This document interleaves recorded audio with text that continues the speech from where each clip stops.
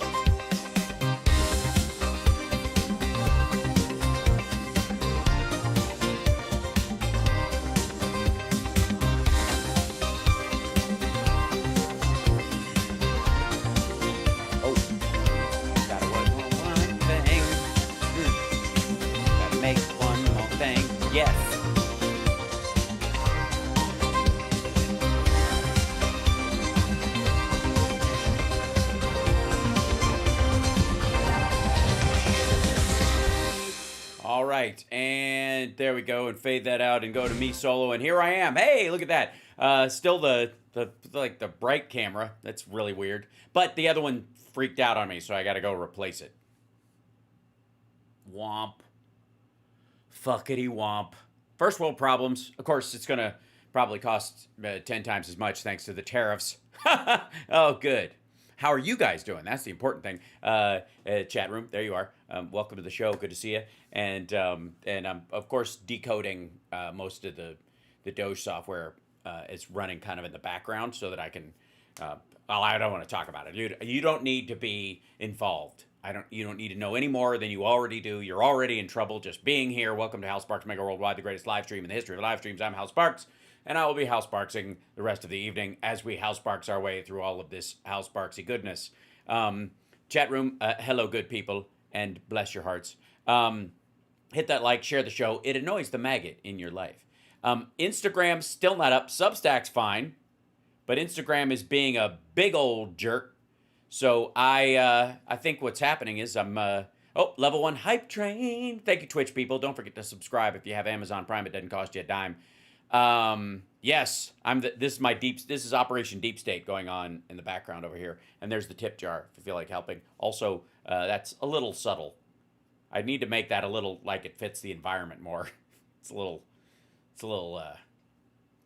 just to fit on Substack. That's what I'm pointing at. The subscribe thing. It's a little I don't know. Aesthetically, I apologize. I feel like I owe you an apology. I'm apologizing for myself and everyone else. Am I in the basement of the Alamo? No, I'm in my own future bunkers of America. I feel like at some point, many people think about what their dream home might be. And I certainly, with the help of my dear friend Rob Glenn, have started to visualize and materialize the house that I want. And I want to 3D print a house that is enormous, has a studio in it, and does all these things, but it's not one of these $1 million travesties that you see out there. I want to see it done on the cheap, 3D printed, see what I can maximize size and environment by minimizing cost and materials and all that kind of stuff. And so I've 3D printed a dummy design of what that house will be. It's very weird, as it should be, because it doesn't have to be built to the normal confines of wooden and beam building. So, I mean, there's obviously some elements of it that have to be there, but in general, it's 3 concentric circles and it's really cool looking. But what I think I should probably do is build it, but on top of one of these old missile silos, and just have the basement be forever, just be gigantic. Maybe just flood it, have the world's deepest pool, have one of those pools where people test how long they can hold their breath, or how deep they can dive. It's a thought. So, thanks. I'm messing around with the backgrounds lately. I feel like you guys have been around long enough. I should, change things, because I almost got to the point where I was so irritated with the absolute shit show of the big streamers online. I'm sorry, big streamers. I know you're millionaires. I know you have lots of money, but you clearly are not spending it on the aesthetics of your audience at all. You clearly don't give back to your crowd with creativity and interesting environments and things of that nature. So I will not let my audience down the way you guys are very comfortable doing. You pathetic losers. How much money do you need to have before you could share it with the world? Actually, this costs nothing. Practically, it just takes a little bit of effort and care. Maybe that's what you're running out of. You are money rich, but heart poor. Something. Anyways, so this is yeah. So welcome. We'll see if everything works. Obviously, anything could possibly go wrong. This is hold on. That's me solo, and then I think there's a chat room as well. Yes, this is the better chat thing, so it's a little clearer that I made. And of course, if I go get a cat, it gives you an opportunity to take a picture with your phone of the Venmo and shoot that. And then, of course, the TV is just showing my symbol on a loop. That said, and then what else? That you guys saw the guest thing this morning. But the first I guess we're really going to show right now is the comms thing as we jump into, ladies and gentlemen, people of the world. And also, sorry, Instagram people, I don't have the screen up on that one. I mean, I could fix it right now while I'm at it. Why not? Let's see. Image. Go into here. It'd be the comms vertical something. All the words are so tiny. The bunker 2 screens. There we go. I'm going to put this up here, and then I could probably, yeah, I'm just going to do this while I'm talking. What the heck? Why not? And then I'll take that and I'll put it behind me, like that. And then there you go. And then you can see it. And then I have to take the screen that I'm screencasting, which I believe is that, let's see, the screen, where is it? Media source is the screen capture, this guy, right? And I need to slide that down like that, and there you go. Now it works. Excellent. And then the alert box, I don't know why it's on the outside of, why it's behind, it should be in front of the media wall. It should be up higher, I think, something like that. Yeah, there you go. And I'll move it out of the way. Boom. There we go. All right, now it's a bit of a mess, but it's less of a mess than it has to be. And then I feel like it should be bigger. I'm sorry, nobody on the regular show is seeing anything that I'm doing, but I don't care because this is how I rizzle.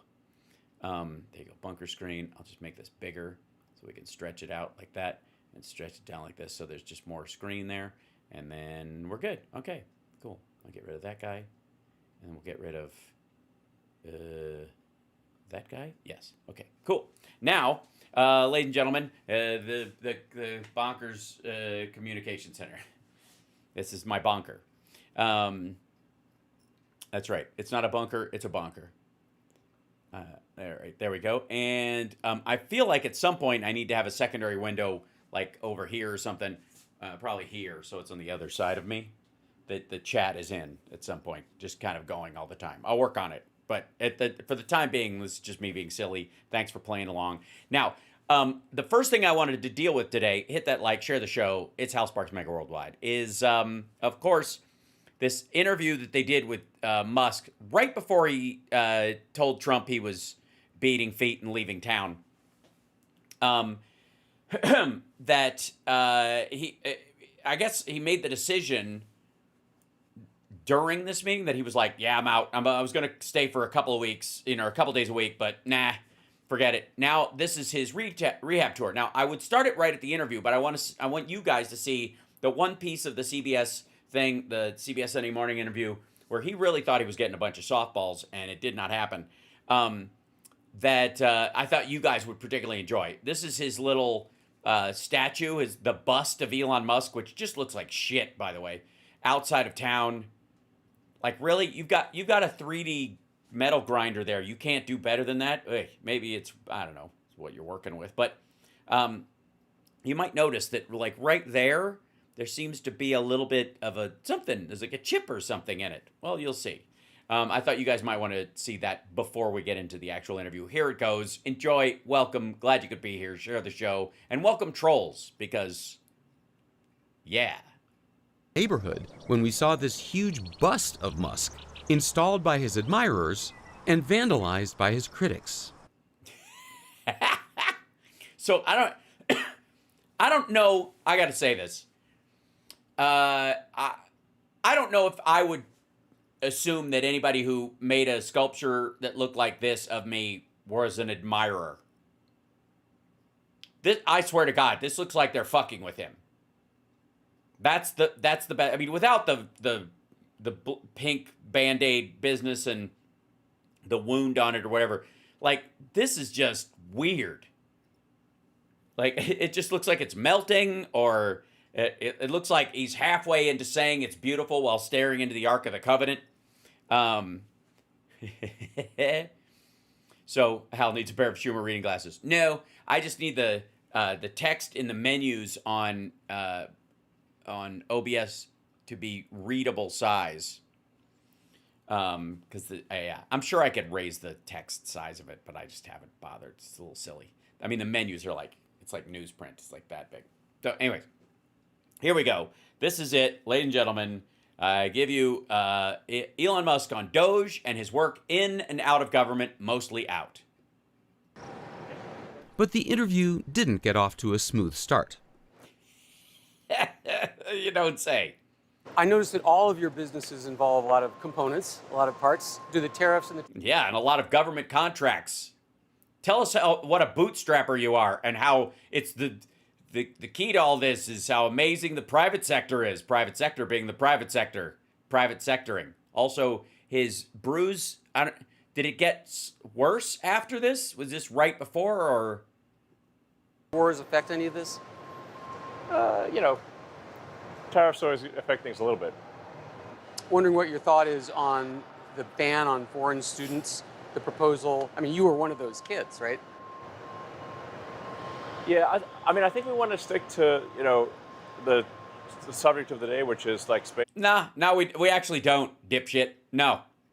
I don't. You guys think we need to stick to the subject of the day? Is that a big concern for everybody? Because I'm in a real, like, go fuck yourself mood with this dude.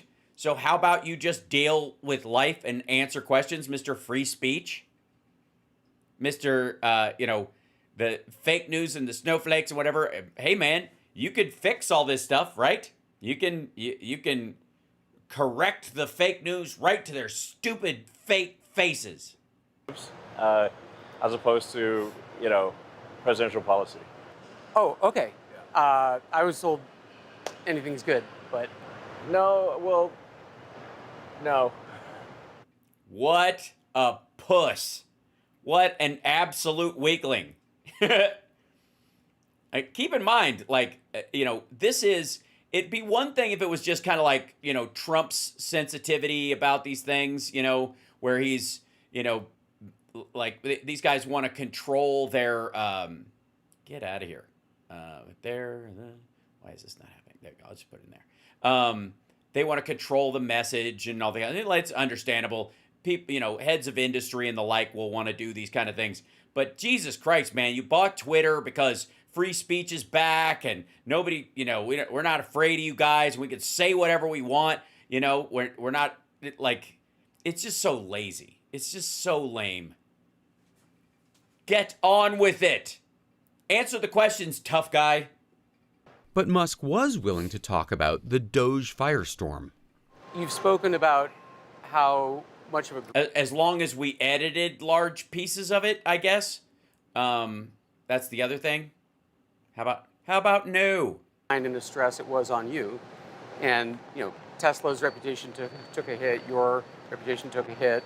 People are very upset about Social Security and national parks and air traffic and food safety and cancer research, Alzheimer's research. Now they've had a chance to look at it. Yeah. Might there have been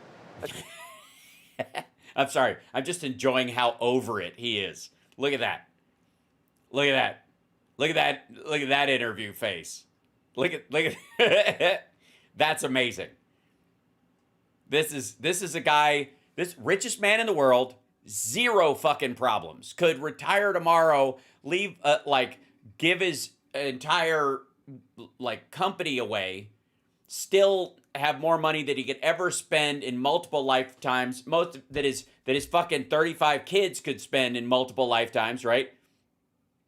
And still miserable as fuck. Congratulations, ladies and gentlemen. You know how we've often talked about how no matter what situation you are, you're richer than Trump because he always feels poor. You're also happier and healthier and I guess full of more joie de vivre than Elon Musk, even in spite of his being the richest man on the earth. He's just a dipshit in a t-shirt taking questions he doesn't want to answer. I mean, this might as well be his Diddy deposition. different approach? Yeah, I think what was starting to happen was that it's a bit unfair because Doge became the whooping boy for everything. So if there was some cut, real or imagined, everyone would blame Doge. I've had people think that somehow Doge is going to stop them from getting their Social Security check, which is completely untrue. Well, I guess I was just thinking about the, move fast. Well, by the way, but it's not for a lack of trying, though. Yeah, you're right. You didn't stop anybody from getting your Social Security checks because you couldn't. But if you could, you would. And break things, before you really understand what the agency does. Yeah, I mean, I guess part of it is depends on where you're coming from. So, Yeah, if you're coming from the idea that, I don't know, people pay taxes and live in a country as citizens and therefore they should get the services that they expect from their government, both their, because they pay taxes and also because of their rights as citizens, that those should basically be uninterrupted in general, unless the populace as a whole decides to vote a different way and change the expectation of the payment structure of those kind of things, which they have the right to do. But up until then, you can't have, what's the phrase, an unelected bureaucrat who was not, chosen by the people, shoved in there and basically given access to everyone's private information, and then bitching about the responsibility that goes with it. I'm like a proponent of smaller government, not bigger government. So, Burp. now if somebody's a proponent of, more government programs and bigger government, and they see, hey, Doge is cutting all these government programs. Nope. No, stop right there. No. We sell this. We've heard this from Republicans forever. We're not going to take it from this asshole either. Look, you know what I'm for? I'm for right-sized government. I'm for a government that's capable of doing the job that it is tasked with doing. That has nothing to do with the size, big or small. It has somewhat to do with the efficiency of it, no matter how big it is or how small it is. If it's incredibly efficient and small and it can do it, that's great. But if it's a big organization and it has to be efficient to get it, or it has to be bigger, then err on the side of efficiency in that regard. But no, you don't get to lay this off on people who just abstractly want this amorphous bullshit idea of big government. Nobody is calling for just big government for size sake. Dumbass. Nobody ever has. Nobody ever will. You want a government big enough to handle the job that it's supposed to do. And if you don't believe me, let's talk about the defense industry for a little while. Let's talk about the Army and the Navy and the Air Force and Space Force and all the the National Guard and all the internal and external FBI and CIA groups that have to be created for national security purpose. Is anybody in Trump's White House arguing about the bigness of those organizations? They're so big, they need to be pared down. Of course fucking not. The only thing they want to pare down, I would say the FBI be one of them, but the only reason they want to pare down the FBI is because they don't want the FBI looking at them. And if the FBI's resources are stretched so thin, they can barely catch the serial killers and the human traffickers, they will never be able to go after the Trumps of the world. That's the goal. But this idea that, if you like big government, you're not going to like what we're doing. Bullshit, fucko. Nobody, whether you like big government or small government, which are trite, ridiculous, stupid phrases, whether you like either of those things, nobody has to like an unelected rich kid dickhead who, basically built his fortune on apartheid and was able to, roll that into other stuff following a dot-com ripple that went through the country on a track where other people created real businesses and he was just along for the ride. Nobody wants... The problem is with that guy getting access to everyone's private information or cutting programs that we voted for, or we voted for people to put those programs in place. This isn't just about whether you like big government or small government. You don't have to be into either. You don't have to, that's a fake choice. You don't have to be concerned for either. If your major concern is, why is this asshole and a bunch of his flunkies getting access to everyone's private tax information, health information, social security information, again, every financial aspect of their entire life? No, 100 times no. It is not that I'm for small government, so anybody who's for big government's just not going to like it. No, you're a fuck up and a crook. Hashtag DOGE is a heist. Then they'll be fundamentally opposed to that because they just think the government should do more things. That's just a fun. That's not how it works. That's not how it works. That's not how anybody thinks about this. Unless you're a straight up communist or you're a Trumpian monarchist, which apparently all those guys think that Trump should do everything. There should be no secondary government, no representative government from the House and the Senate. That Trump should just make all the fucking decisions, which is monarchical. We fought a war to not live like that, so piss off. Well, I guess ideological opinion, but my frank opinion of the government is that the government is just like the DMV that got big. Okay, so when you yeah, then you are the billionaire DMV employee then, asshole. Because if it wasn't for that DMV that you're decrying, you wouldn't have had a car company to start out with so that you could bullshit everybody into thinking you were a genius. And SpaceX wouldn't exist without government contracts. So fuck off. Let's have the government do something. You should think, do you want the DMV to do it? And Yes, most people are. Yes, but I don't want a private company when I need my ID. I don't want somebody to change the terms of service on me without me having a say. How about this? Do you want Enron to run the DMV? How about Theranos, the fake blood company? Yes, I think we should all have a say in how people are licensed to operate motor vehicles on the streets we all share. Musk started talking about the Trump administration. I even asked him about Trump. And, it's not like I agree with everything the administration does. So it's like... Everything that it is? I mean, I agree with much of what the administration does, but we have differences of opinion. On? The things that I don't entirely agree with. Such as? It's difficult for me to bring that up in an interview because then it creates a bone of contention. So then Why? Why can't you disagree with them on policy or something like that? Aren't they fucking adults? Don't they respect your opinion about some of this shit?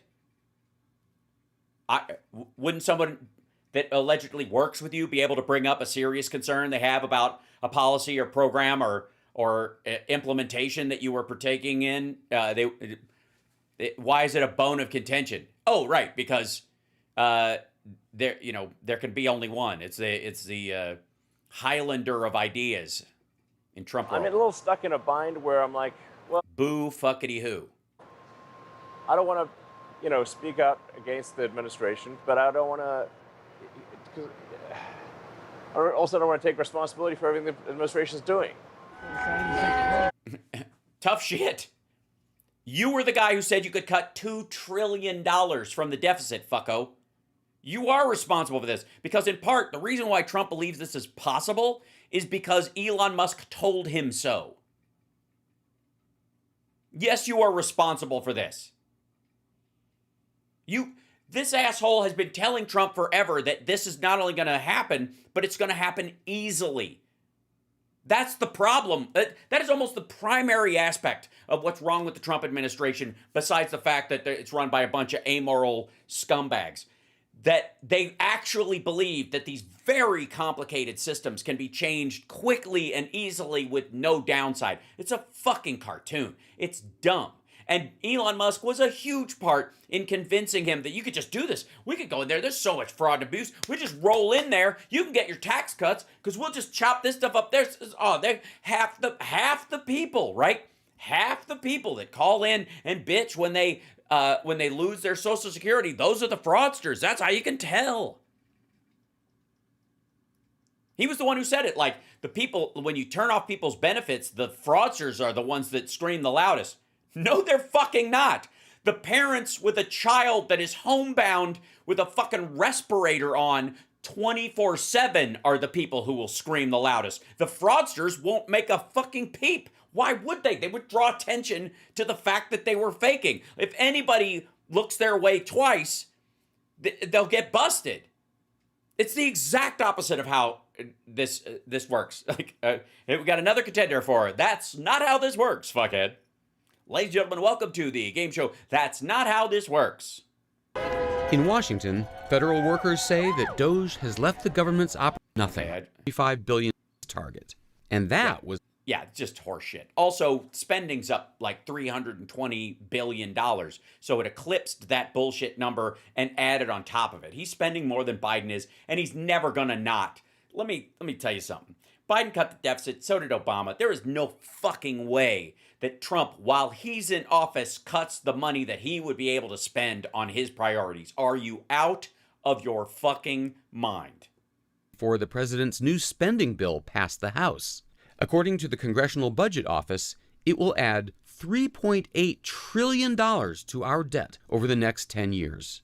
It's now... Oh, by the way, that's assuming some growth and not a fucking collapse. Being debated in the Senate. So, I was disappointed to see the massive spending bill, frankly, which increases the budget deficit, doesn't decrease it, and undermines the work that the DOGE team is doing. I actually thought that when this big, beautiful bill came along. I mean, everything he's done on DOGE gets wiped out in the first year. I think a bill can be big or it can be beautiful, but I don't know if it can be both. My personal opinion. Okay, jackassery. I mean, it's a cute toss-off, but again, this goes against the Chip Roys of the world. People need to ask all these maggot Republicans.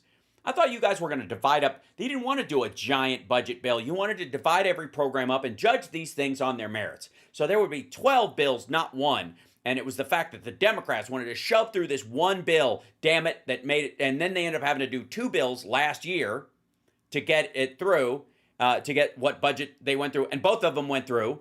And it might as well have been one bill because they arranged it. Because literally, someone shifted the drafts that they had put to rearrange some of Johnson's priorities, whether it was a Democrat or another Republican, so that they were going to make it like one good bill and one shitty bill, so it'd be easier to get rid of this spending. And somebody mixed them up so much that you couldn't vote against either or you would screw your state. and so they had to vote for both. Those were draft versions that weren't supposed to be the ones voted on, and yet they got voted on because Mike Johnson's a fucking moron. So the idea that he's like, it can be big and it can be beautiful, but it can't be both or whatever it's an aside. It's a distraction. It's lazy. It means nothing. There was literally nothing in that. There was no substance at all. And here's where the story gets a little complicated. Right after our interview, CBS News posted a clip of it to promote this very report. It was that part where Musk criticizes Trump's spending bill, and his remarks became news. It went all the way up to the White House. Of course it would, or you wouldn't be interviewing him. Mr. President, Elon Musk in a television interview criticized the one big, beautiful bill. Within 24 hours, Musk announced that his time in the Trump administration was officially over. Out of DOGE, out of government. He said, So CBS, congratulations. After all that bullshit about 60 Minutes, you very well may have been the ones that got him kicked to the curb. They should change the name of CBS Sunday Mornings to The Last Straw. that the reason was that his limited 130-day stint as advisor was ending.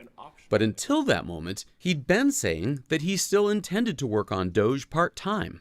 DOGE is going to continue just it's as a way of life. And I will have some participation in that, but as I've said publicly, my focus has to be on the companies at this point. Yeah, because the board of directors said that, like, get out of there, knock it off, or you're fucked. We're getting out, like, and there, by the way, there's not going to be a remedy for Tesla. That's why he's doing this at SpaceX, not a Tesla facility. Just saying. Truth is, the Trump-Musk relationship had already seemed to be cooling. Trump used to post about Musk about 6 times a week, but by April, he'd stopped mentioning Musk altogether. Today it's Well, in all fairness, though, he was fucking up a lot of other things at the time. Trump was. So there are so many fuck ups to go around. You can't name check every fuck up around you. Think of how fucked up Pete Hegseth is. You know what I mean? a man named Elon. Still, on Friday, they held a media event at the White House to confirm their mutual admiration and to leave the door open for future collaboration. And Elon's really not leaving. He's going to be back and forth, I think. I have a feeling. The DOGE team is doing an incredible job. They're going to continue doing an incredible job, and I'll continue to be visiting here. And By the way, yes, his shirt says the Doge Father.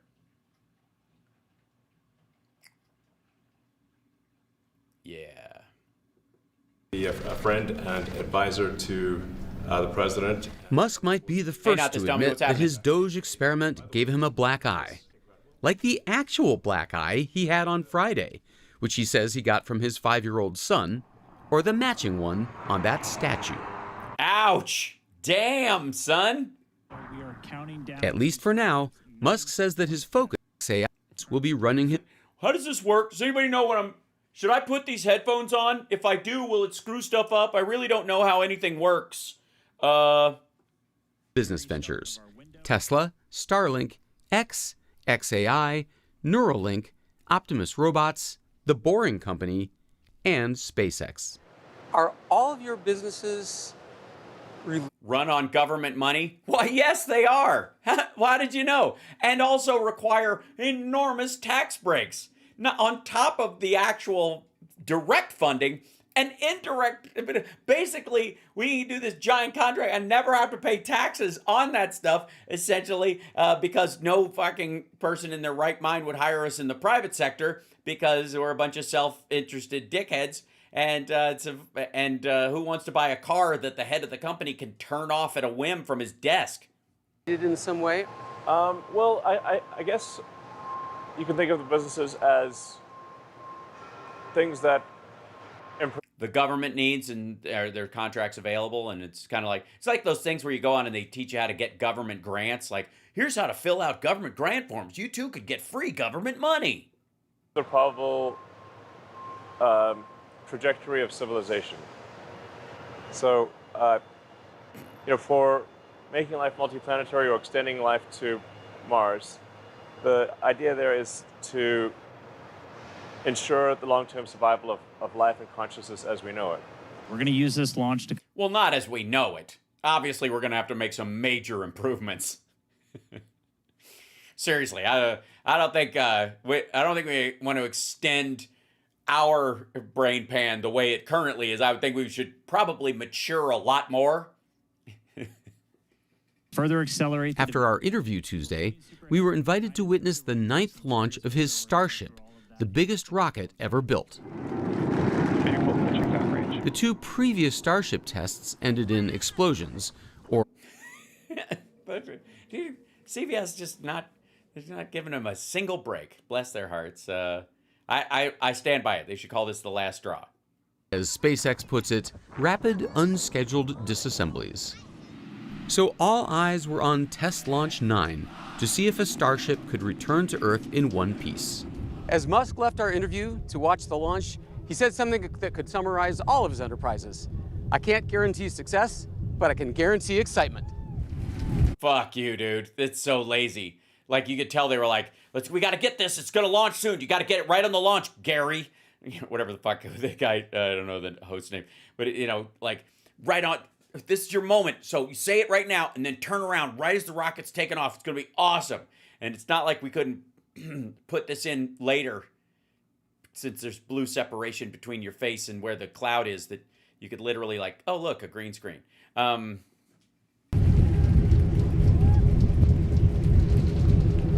In the end, Elon Musk's giant rocket spun out of control. It did not survive re-entry.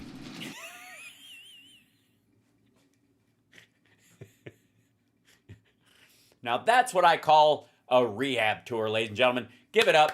That's, this is, you come out of there like, man, it's been rough. But I'm fucking Stephen Miller's wife, and she's a master manipulator of the public. She's a great propagandist. I'm going to bring her with me. She's going to set up this whole rehab tour for me. We're going to fix my image as Wonderkin, super genius, ex-AI, super smart guy. And I'm going to show everybody, my detractors, that I've still got it. And poof.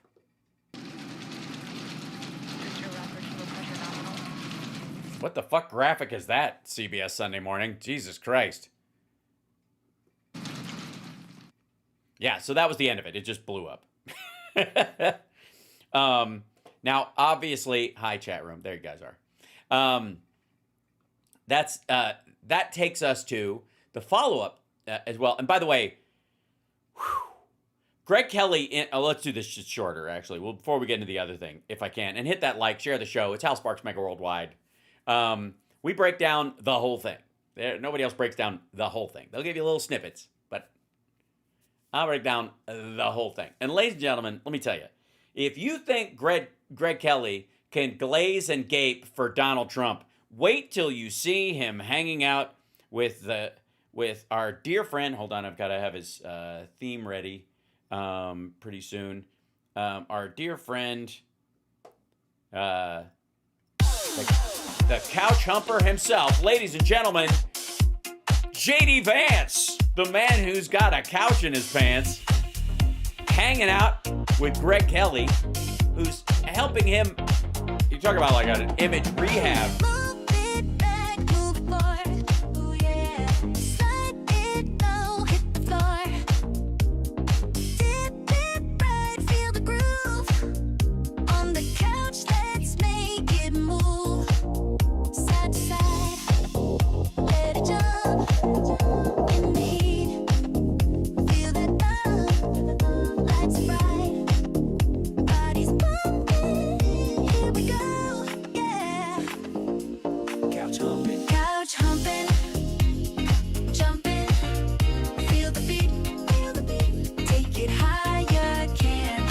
So, all right, that's right.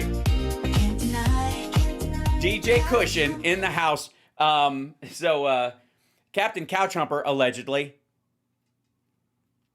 had a sit down and glaze with Greg Kelly, who was doing everything he could to turd polish what's going on in the administration. And I guess you could only go so far with Trump, though he had to do a pickup with J.D. Vance, who, by the way, has got brand new gray sideburns. So he's either trying to look more mature considering the job, or there's some work to be done and it takes the color out of your hair. And that might be more of the case. So let's jump in with J.D. Vance praises Elon Musk's.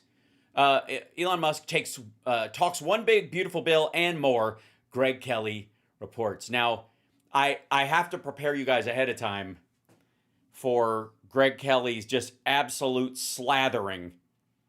I saw one little snippet of this when I was checking the audio on it, and good Lord. So, how does it feel? I mean, you got here so far, so fast. I don't think anybody fully appreciates that. 4 years ago, at this moment, you were a regular guy. Yeah, I was just a guy in the private sector, and here I am Vice President of the United States. Well, first, it's obviously a testament to the country, the opportunities that you get. Yes, it's one of those things where we've gone from in this country to this is America where anybody can be president to this is America where fucking anybody can be president. It's maybe we should have some standards. But, man, I just pinch myself every single day. I walk into the Oval Office. We get to do great work with the President of the United States. And I just realize what a blessing it is to be able to do the job that I get to do. And it's very cool. Which would be? I mean, for the whole family. I mean, pretty much my whole crew has been to the Oval Office. They've all met the president. Your crew? Your crew. You have a crew. Ugh. So basically, this dude is just a fucking power tourist. My kids are kind of constantly coming and going, and we have all these amazing photos of the kids, walking down the West Wing, colonnade where the president walks with world leaders. We have, we've been able to go to Camp David. Yeah, right. Yeah, he's a power tourist. That's what this is. Love you too, Georgina. Thank you. Kids, it's just such an amazing experience, and I just try to relish it and try to do as good of a job as I can. Okay, first of all, it's very weird. Now, it might be a sign of the times. Maybe he's just part of the Insta generation, and there's no way around it. But to me, it would tell me more if you actually had direct memories of that you're talking about. And my son was sitting in the thing, we talked to this, and we were at this thing, we met this person, or we were walking down this hallway, and I kept thinking, I turned to him and I said, this is a hallway where Nixon screamed about Jews at paintings, probably out of his mind on gin fizzes. And, those kind of bonding moments that you actually have, as opposed to, we have great pictures. We're on the beach the whole time. We have great, have you guys want to see our slides from our trip? Like, fuck off. Everything is like a remnant, right? There's always just, it's like, everything is like, it's not about life, it's about the residual ooze left behind. Since Nixon have we seen this kind of rise, though, and you're faster than... And look how well that turned out. When you were in Europe, it just seemed like you were born for the role. It came so easy to you. And I know this sounds corny or whatever, but... But it doesn't sound corny at all, actually. It sounds kind of...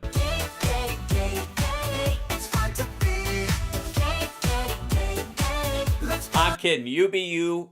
It's Pride Month. Happy Pride, everybody. I mean, it's the second. I wasn't on yesterday, so it's my first opportunity telling you guys Happy Pride Month. Very exciting. Not as excited as Greg, obviously, because he's got a semi right now. When did you realize you could operate at that level? Before?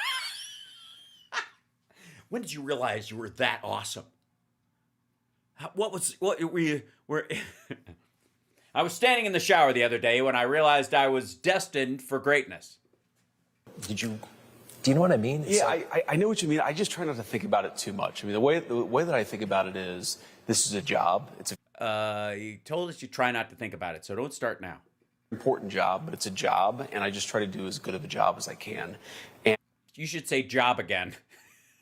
I think if you sort of stop and think, oh my God, I'm in the Oval Office with the President of the United States, and we're making world historic decisions, I think then you might actually, think of it, in a realistic way and understand the impacts that it will have on real human lives. And who the fuck needs that? So it's way better to just go, I don't know, we're flipping pancakes. Who gives a shit? Sometimes you get too wrapped up in it. You just got to do as good of a job as you can, focus on the tasks in front of you, and that's how. And if it doesn't work out, blame somebody else. I've approached everything. It's certainly how I approach this one. One other thing on this, you're the Vice President of the United States. We know what What? When did this happen? the Constitution says, but if you were to describe your job, a job title in the civilian world, like are you the operations manager, a CEO to President Trump's chairman, like what is this job most like, if any job, in the civilian world? That's interesting. I'd actually love to hear the president give an answer to that question. Because if I really told you the fact that we undermine him every day, I think of myself as like the Dick Jones of OCP. I'm not the head of the company, but I kill everybody and run everything behind the scenes. My job title. The way that I think about it is the president. Excuse me, you said you try not to think about it. So obviously you were lying. You've clearly done a lot of thinking about it. None of it's actually amounted to anything, but there's some thinking going there. Failed that it is.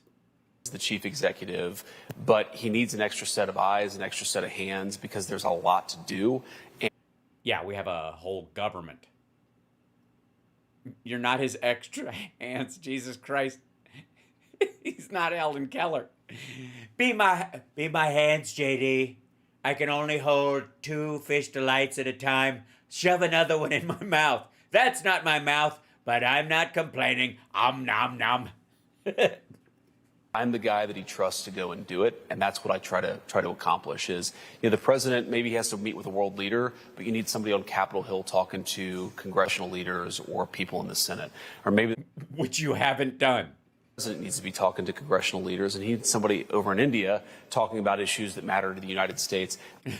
So basically, Trump's hired you to keep you as far away from him as possible. That's the whole goal.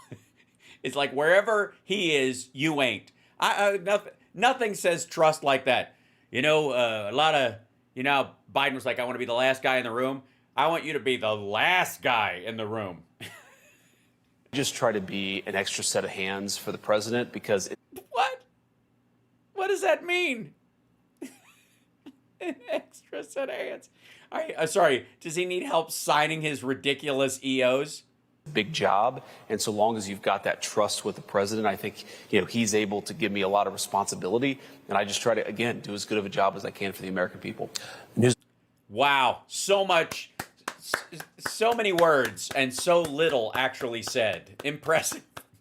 What the fuck kind of gabby politispeak nonsense managerial horseshit is that? It's like a scene from The Office. Today, Elon Musk is leaving. We kind of knew it was going to happen. Yeah. Are you going to miss him? Yeah, Are you okay? Are you okay? I miss him. Elon's become a very good friend, really over the campaign and certainly over his time in Washington. I mean, he and his kids have come over to our house and had dinner with our kids. So I'm very close to him. I think what he's done. I didn't have dinner with his kids because, also, it was like a fucking picnic. Really incredible. People sort of forget that when he came into the U.S. government, we had never had a full-scale effort to actually look at, are we spending the American people's dollars wisely? Bullshit. Literally, Clinton did it years ago. Obama had his own version of the program. Almost every presidency does it, except Trump the first time. And he found in a very short period of time that most of the money spent is necessary. And he cut it anyways? $170 billion of waste, fraud, and abuse. I think there's also an effort by the media to sort of say the Elon era is over. And No. It's not over. There's a huge cascading fadey part. There's the fall, right? That's the part. I mean, I would argue that's most of the fucking movie, That's actually totally wrong. Now, he has obviously a day job, and he's got to go back to his day job to run his companies. But the DOGE effort will continue. Elon will continue to be an important advisor for both me and the president. And most importantly, the job of making the government more efficient, of not wasting people's money, that has to continue. I think it's one of the most important mandates that we got from the American people. We're going to keep on executing on that mandate. As you know, he said, I think on CBS, that he was a little bit disappointed in the big, beautiful bill. Sure. He said it increases the deficit, doesn't decrease. So, yeah, which is true, and it's heartbreaking for Greg. Take it, Greg. You'll be all right. Just take it. You know, is he leaving? Not under a cloud, obviously, but he seems a little bit disappointed. No, I don't. And by the way, if anybody knows the look of disappointment, it's Greg Kelly. I'm just saying, if anybody can spot, oh dear, that person has disappointment in their eyes. Greg knows it. He's seen it enough. I think so. I think what I would say, though you'd have to ask Elon, but my sense of Elon is, look, he's a private sector guy, and sometimes the government just doesn't go as fast as private sector guys want it to. I've certainly experienced that frustration. I know the president's experienced that frustration.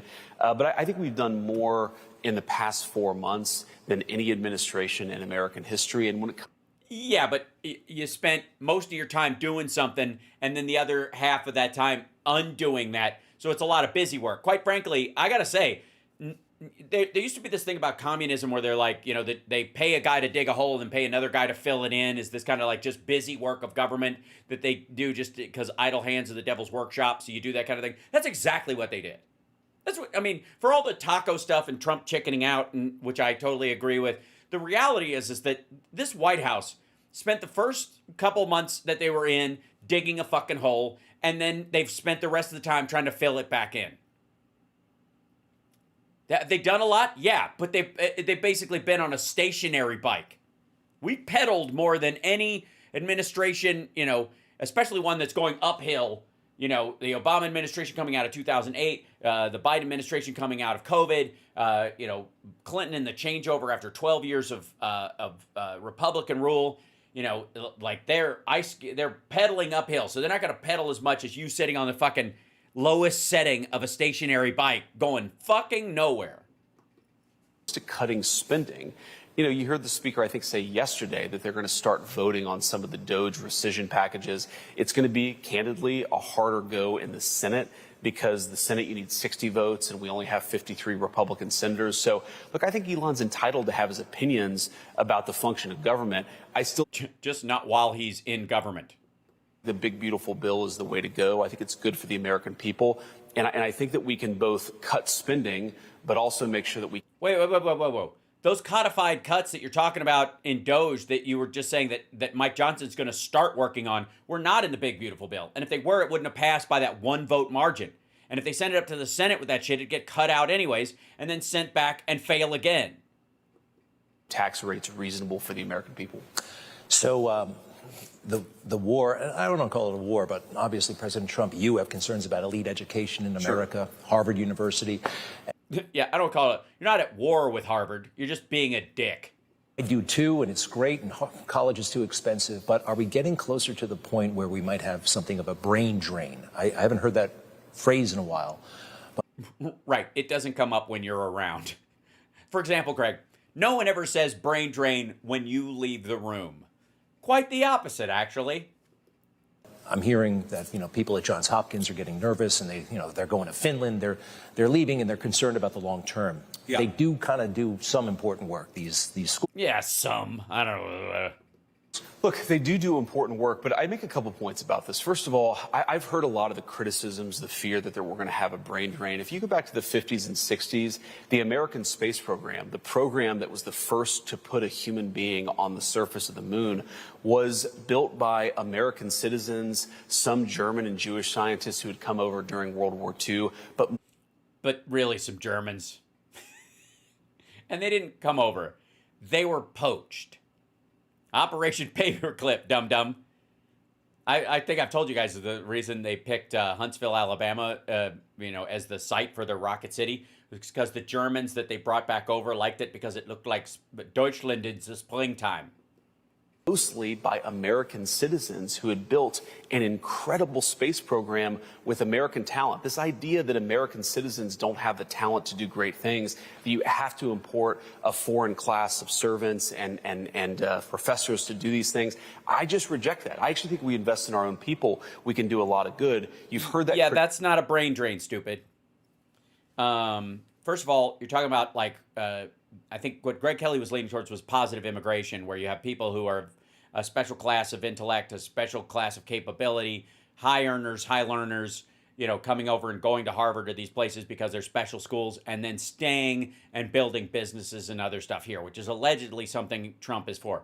But the other thing, too, is that some elite students in the United States, rather than going to Harvard, Yale, or Princeton, if they suddenly cow to the Trump administration, will go to Europe. They'll go to Cambridge, or they'll go to Oxford or something like that and learn there, because they'll have a higher quality education that isn't, completely like hand in glove with the administration or too weak to speak out.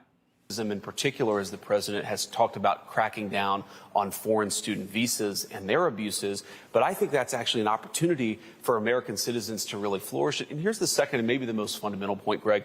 These institutions do an important job, but if you back up and look at American higher education over the past 20 or 30 years, there are a few incontrovertible facts. Number one, the hard sciences, particularly biology, we have a terrible what's called a reproducibility crisis, meaning most of the papers that are published in biology, they don't replicate. They're not good science. So even our elite universities are not often doing good science. Second important point.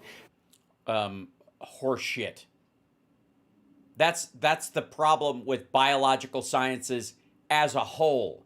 And there's a reason why, as you get more refined, as it gets more specialized, it gets more difficult to discern things at a higher level than it is to go, hey, look, if we scrape mold off an orange and we make penicillin out of it, we can cure some diseases. Like, when things are a lot more, rudimentary, big building blocks, it's easier to have replication.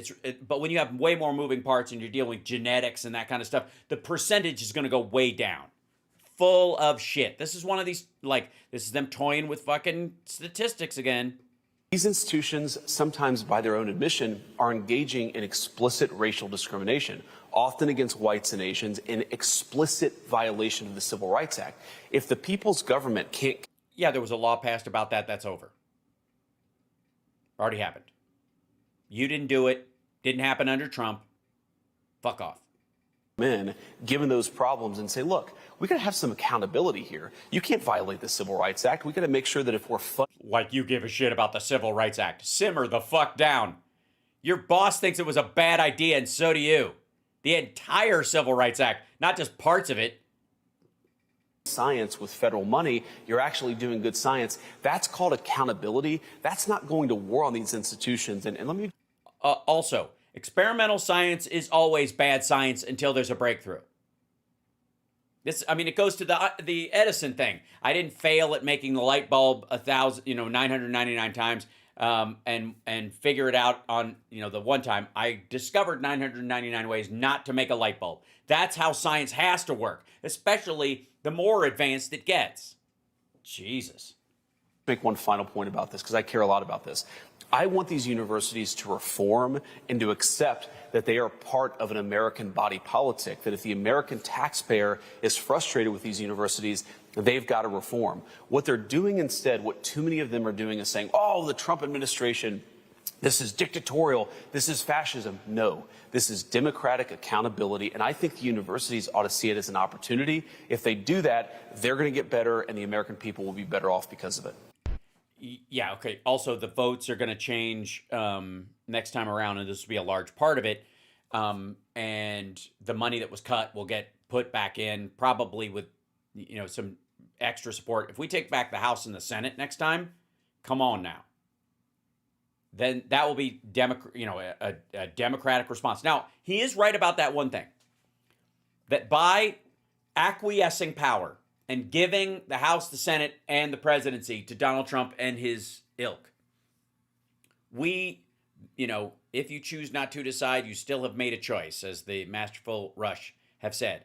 And we, during that last election, the people, the uncommitted, and the people who stepped down, and the folks that were throwing around the Genocide Joe thing, or they're like, I don't know, he seems old compared to, even though his judgment is sound, he stammers and seems old to me, versus the loud guy who could put a sentence together who's just fucking evil, that these folks step back from their responsibility.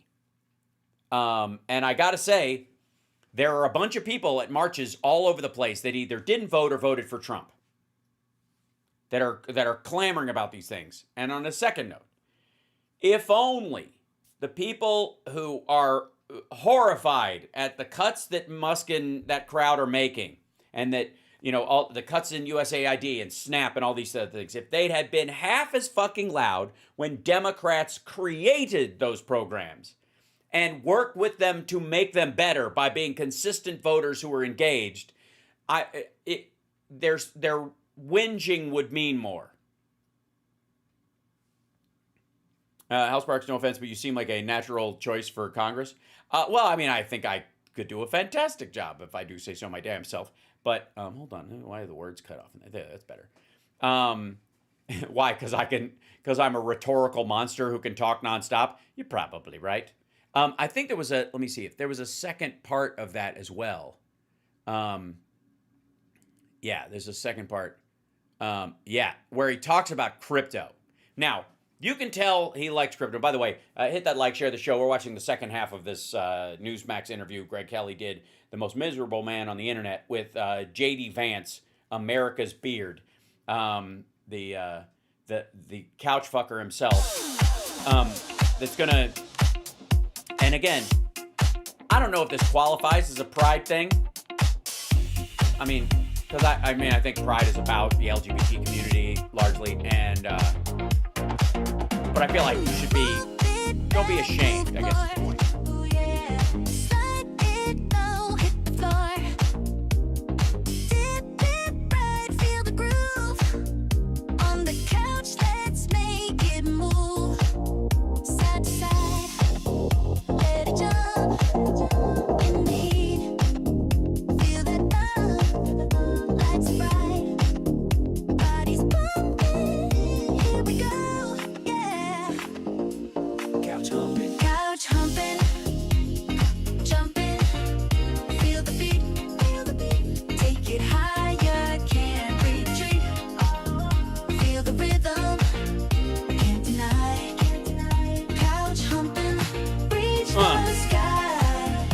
Right. Reach this guy. Anyways, so couch humper over here, allegedly. He's talking about his job at government and all this. A little bit of a scowl. Big fucking smile on his face in the second half of this. Why is that? Well, it may have something to do with the title of this one. Vance explains the value of crypto, reacts to tariffs being unconstitutional. And I think we'll see what he's actually smiling about in this week's chapter of What Is This Asshole Smiling About? Here we go. You're back from Vegas. The crypto speech was a big hit. And I know a lot of smart people love crypto. I know some... No, you don't. No, you don't. Greg, you don't know any smart people. People actually have reservations about it. Sure. For our audience, can you just kind of make the case for crypto and people who... Yes, tell us how gun running, human trafficking, and drug trafficking wouldn't be possible, and not to mention tax evasion wouldn't be a possibility on the scale that it's happening right now if it wasn't for crypto. Yeah, if you want to buy and sell a child, crypto is the way to go. It's sanctions free. You can get around it. No one can trace it, allegedly. But that's the upside of it. If you're on a Tor browser or like the Onion browser, which is not to be related, confused with the Onion as a publication, looking for some dark web action, believe me, you're not going to be handing out a fucking debit card or a credit card. No, sirree, Bob. You're going to be talking Bitcoin or Ethereum or Doge all the way. Have concerns and quite frankly don't even understand it. There are a lot of folks out there. I know a lot of people own it, but yeah, of course. So look, I don't. A lot of people own it. I'm scared. Talk me into it. It's like gold, but it can be erased. Owner of Bitcoin here, but I'm also the Vice President of the United States, so I want to be careful. But I think the core value proposition of cryptocurrency is that it's a way of transacting and a way of storing value in a modern digital age. Look, 100 years ago, if you wanted to go and buy something. Hey, asshole. Sorry. In a modern digital age, gold bricks work too. You just can't transfer them that fast. You can't, get around sanctions with them in the modern digital age. Shut the fuck up. You put a dollar bill on the table, you put a gold coin on the table. The value proposition of Bitcoin is that it can serve the same function, but in a digital age, a way that's... Yeah, in a digital age. Yeah, absolutely. Completely Sorry, you can't do that with like debit cards? I mean, what the fuck? Why not Starbucks points then? Why don't you use Roblox bucks? Robux.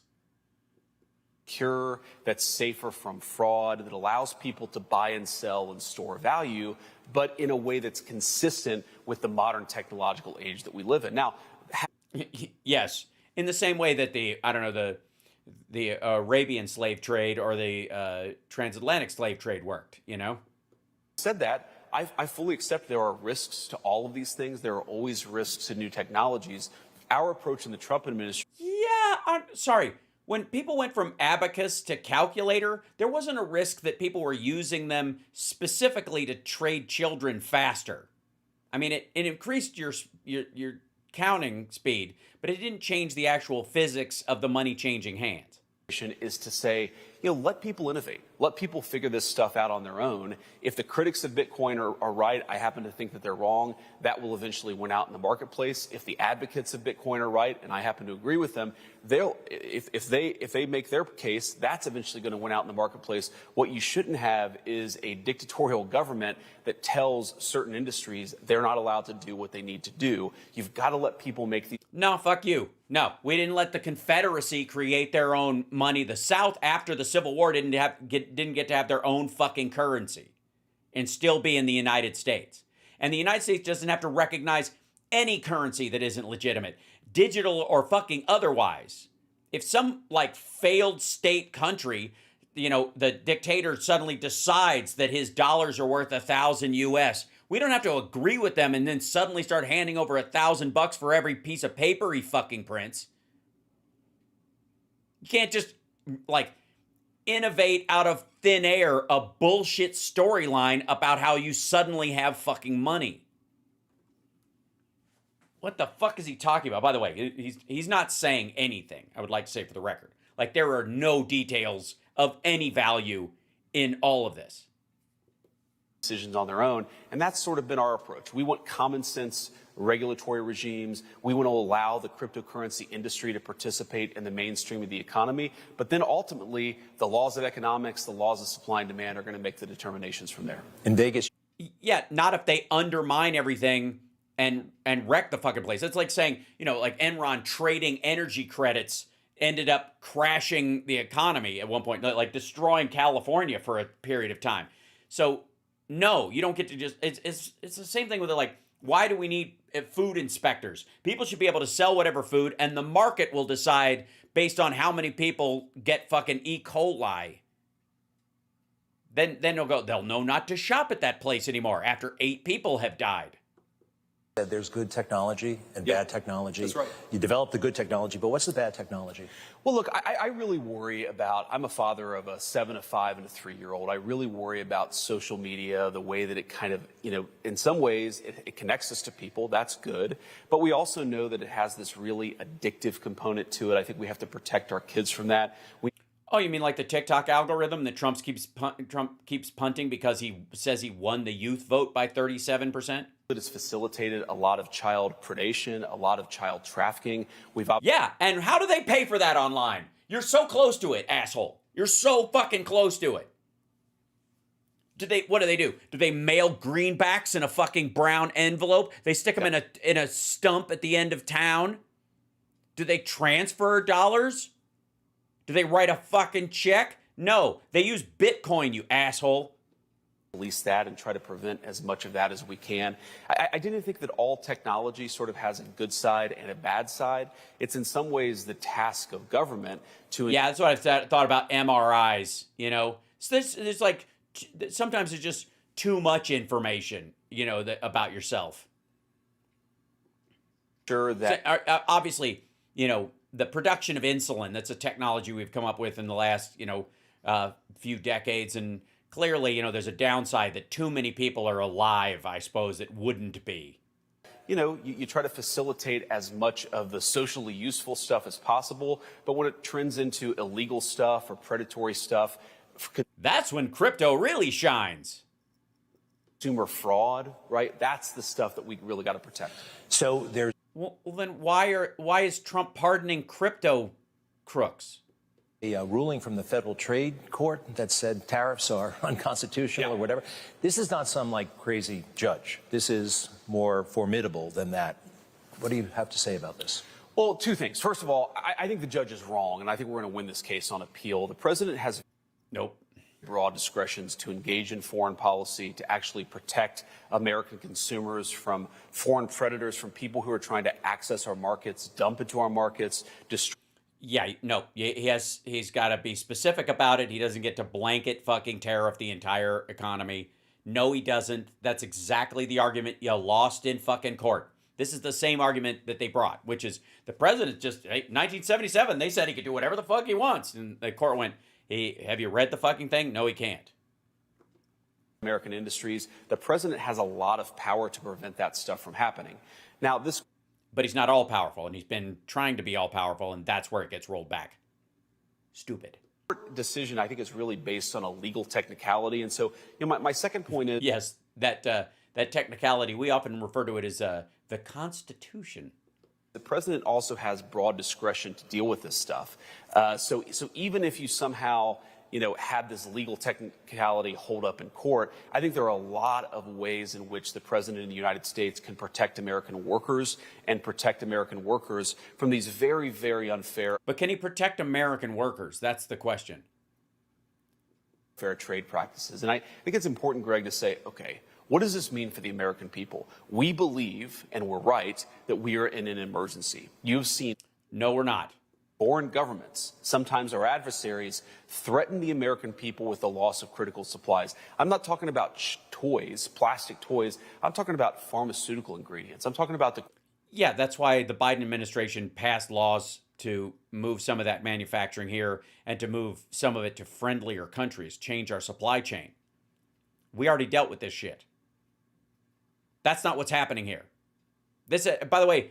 A blanket 10% tariff on the rest of the world to patch holes in a fucking, economic catastrophe that Trump created himself is not the same as we need to build chips, have steel, and have access to pharmaceuticals. Pieces of the manufacturing supply chain. If these governments are threatening to cut us off from that stuff, that is by definition a national emergency. Yeah, none of them are. None of them were.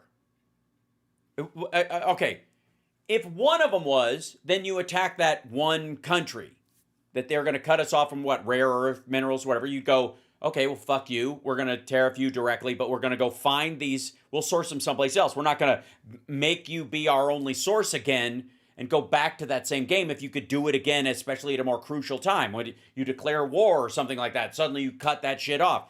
You just find other sources. That's what we were allegedly doing in Ukraine with rare earths, for example, or even the mine right here outside of Las Vegas, which can supply a large portion of the rare earths that we need for probably a decade and a half easily. And that's without using advances in science to come up with alternatives anyways. But that's not a reason to put blanket tariffs on goddamn penguins. Right? What? What country in the EU is threatening to cut us off from fucking anything?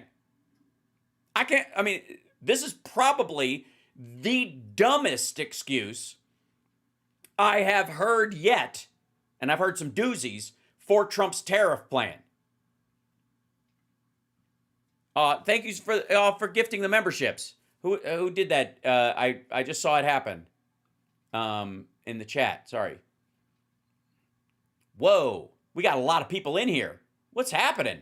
We hit 82,000. We got a lot of people in. This is good stuff. Yeah, Andrea and CSL, if you guys see when somebody does that, please let me know. Because it zips by so fast because we got so many people in the chat, right? But this is a terrible reason. Listen to this again. Listen to his excuse for this shit. Talking about toys, plastic toys. I'm talking about pharmaceutical ingredients. Right. Crucial pharmaceuticals. So what country is threatening to not give us these pharmaceuticals? Name a single country, including China. Which one? Not a single fucking one. So why do we have all these stupid goddamn tariffs everywhere in that case? Anybody know? Anybody? This is so shockingly dumb. Okay, so that his reasoning is it's an emergency, and our reasoning for the emergency is these countries have threatened to cut us off from crucial elements: steel, chips, and pharmaceuticals. First of all, Templeton Zarat, merci beaucoup, and Yvonne, thank you so much for the gifted memberships. Oh, love you guys. Thank you for that. Holy smokes. So, no country has threatened us with this. We have recognized that it's not particularly advisable if you're all in on, on one of these things, like where you only get them from this country, and if something goes south. Marcia, thank you so much. That if they all come from China and we get in a dust up with China, we're not going to be able to get them from them, or they're not going to produce as much because they're shifting their production. So we got to either make them here, we got to get them from India or Europe or something like that. Now, there's a lot of this bullshit talk about how we get 90% of our antibiotics from China, or something like 85% of our antibiotics from China. Okay, why is that? Because they're cheap, and that's the biggest source. JD Christie, wow, thank you so much. We get them there because they're cheap. They're not the only game in town. They're just the cheapest. So if we want to keep costs low, we're going to buy them there. If tomorrow China just says, we're not giving you any more antibiotics, there are 4 or 5 other markets we could buy them from. They would be more expensive, but we could still get them.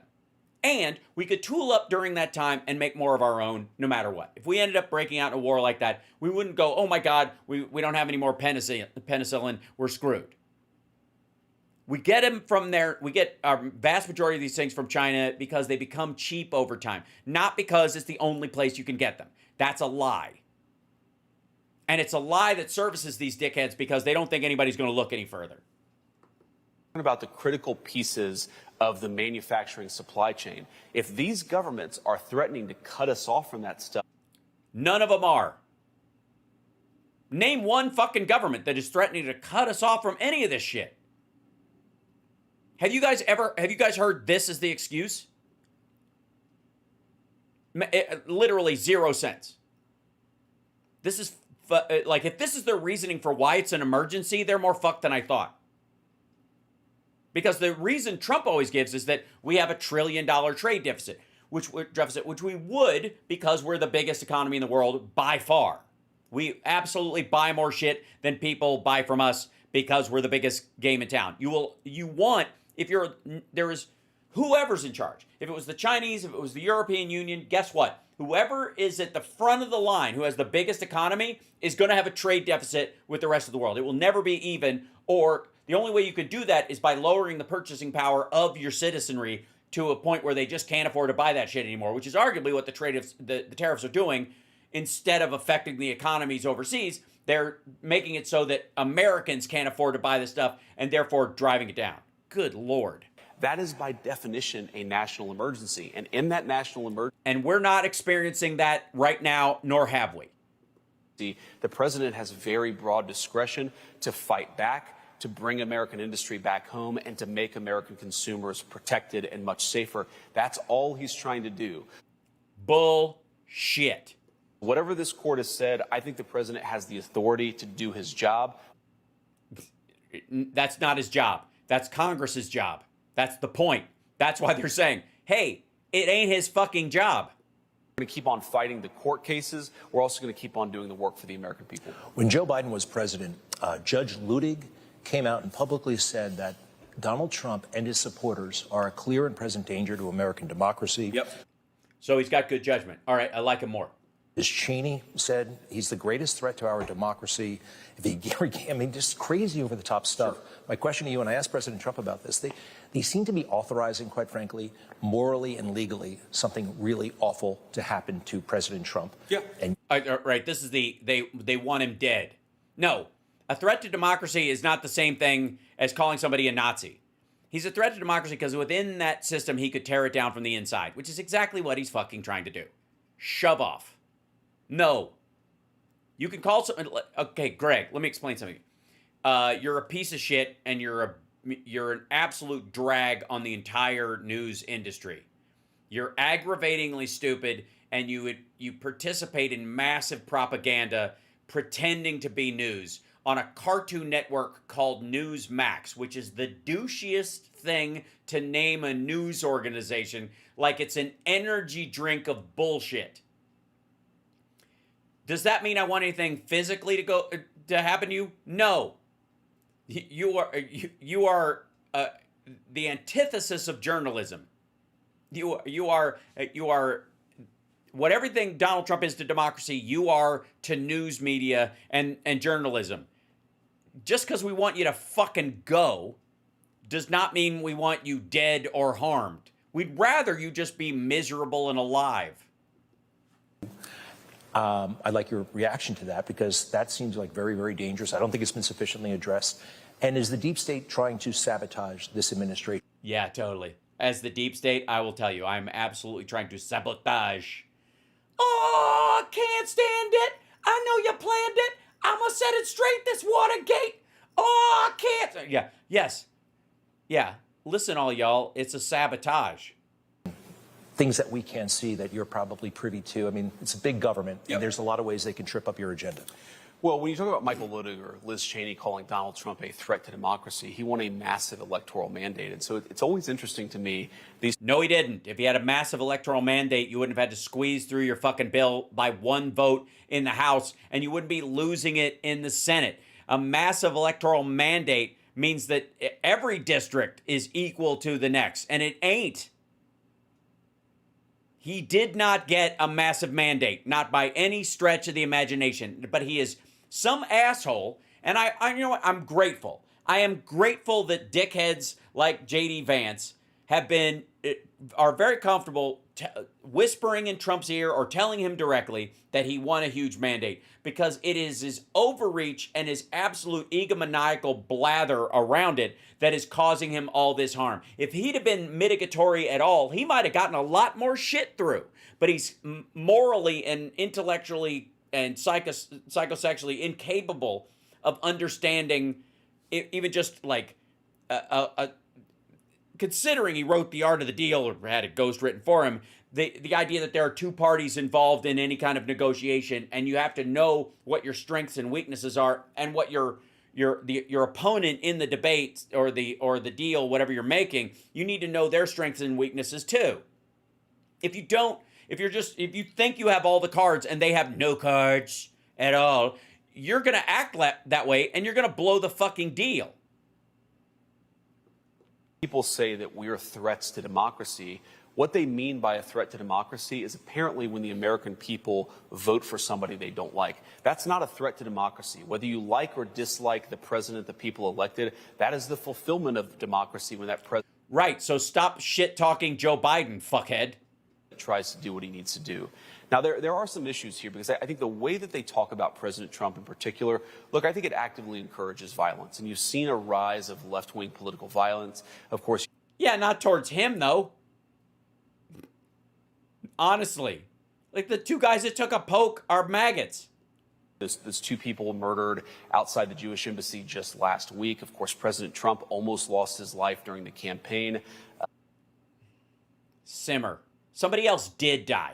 I don't know if you know that, but whoever the deep state sent to get Trump apparently was really there to get that firefighter and didn't give a rat's ass about Trump. Back in June. So you see this escalating political rhetoric, and I think I'd say to Liz Cheney or Michael Luttig or any of these other crazy people, why don't you just pump the brakes and calm down, because you're going to get somebody hurt. If you think that our policies are... What the fuck are you talking about? Like, Trump, every time you turn around, Trump is taking a shit on somebody in a way that the maggots could interpret, we need to get rid of this dude. Like, he is ratcheting up the violent rhetoric around all these people, like reporters and, like judges. Get the fuck out of here. By the way, you're talking about statements people made a couple of years ago that had nothing to do with the actual attempts on Trump's life, real or imagined. Those two people were not driven by the statements of Liz Cheney. argue on the policies, try to persuade the American people to vote for somebody else the next time. Don't engage in the kind of rhetoric that I think promotes violence against the President of the United States. And I think a lot of them are doing exactly that. A couple more quick things. It seems to me that the dominant media canceled themselves. I mean, literally canceled themselves. With this book, they've actually now it's safe to talk about Joe Biden. They're talking about it. They can't be trusted about that. They can't be trusted about January 6th, about all these issues. And I feel like there should be a major pivot point away from dominant media that... Greg, come here. It's not happening. It's not happening. It's not going to happen. Sorry. You're not going to be a legit newsman. It is not happening. Just because they give you a chyron under your name that looks like real newsmen have, you ain't there. You are always going to be on the ass end of internet news that is slightly below regional newscast. There is no situation where Greg Kelly becomes trusted newsman and all these highfalutin people who went to journalism school and are working at the New York Times and CNN and have shows on MSNBC. Now I'm going to show them it ain't happening, dude. No matter how much you fucking whine about it, you're still going to take the bus. And while you're at home, you're going to be sitting there going, is somebody sitting in my special massage chair in my office that I bought for myself as a gift? And getting paint all over it where they leaned against that same pole that ruined my $12,000 or $17,000 jacket. You're always going to be miserable, dickhead. Get used to the idea. I don't know. It seems like business as usual. This was a big deal, a big revelation. Well, we already knew it, but, you know. I think we're seeing that pivot away from traditional media. I mean, I'd love to see the media reform. I'm not sure if they're psychologically capable of doing it, Greg. But, I mean, look, your network taking off is a big evidence of this. You see... Oh, yeah. It's huge. Obviously, you still got bumped from your earlier time slot for Greta Van Susteren, though. Obviously, it's done. You know what? I take it back. The network did a lot better when they moved you to a later hour that no one watches. Oh, thank you, JD Christie. Oops, sorry. Here we go. The creation of this massive podcast ecosystem. People are tuning out traditional media. As you know, they've got a lower approval rating traditional media does than Congress, which is actually a very hard thing to do. It's almost... Yeah, but that's because half the people think they don't go far enough. Half the people hate them for going as far as they do. That's not the same thing. They don't hate them for the same reason, so you can't take it seriously. Skill in and of itself to have a lower approval rating than Congress, but somehow CBS and NBC and ABC have managed to do it. But look, I think these... Yeah, it's weird that trust thing, that polling that you get from Rasmussen always sucks, but yet their ratings are just fine. Tend to happen gradually. You're going to see the rise of alternative media. It's already happening. It's going to... Then if alternative media rises, then it's actually the regular media. They're not alternative anymore. They're just on the internet. Who gives a shit?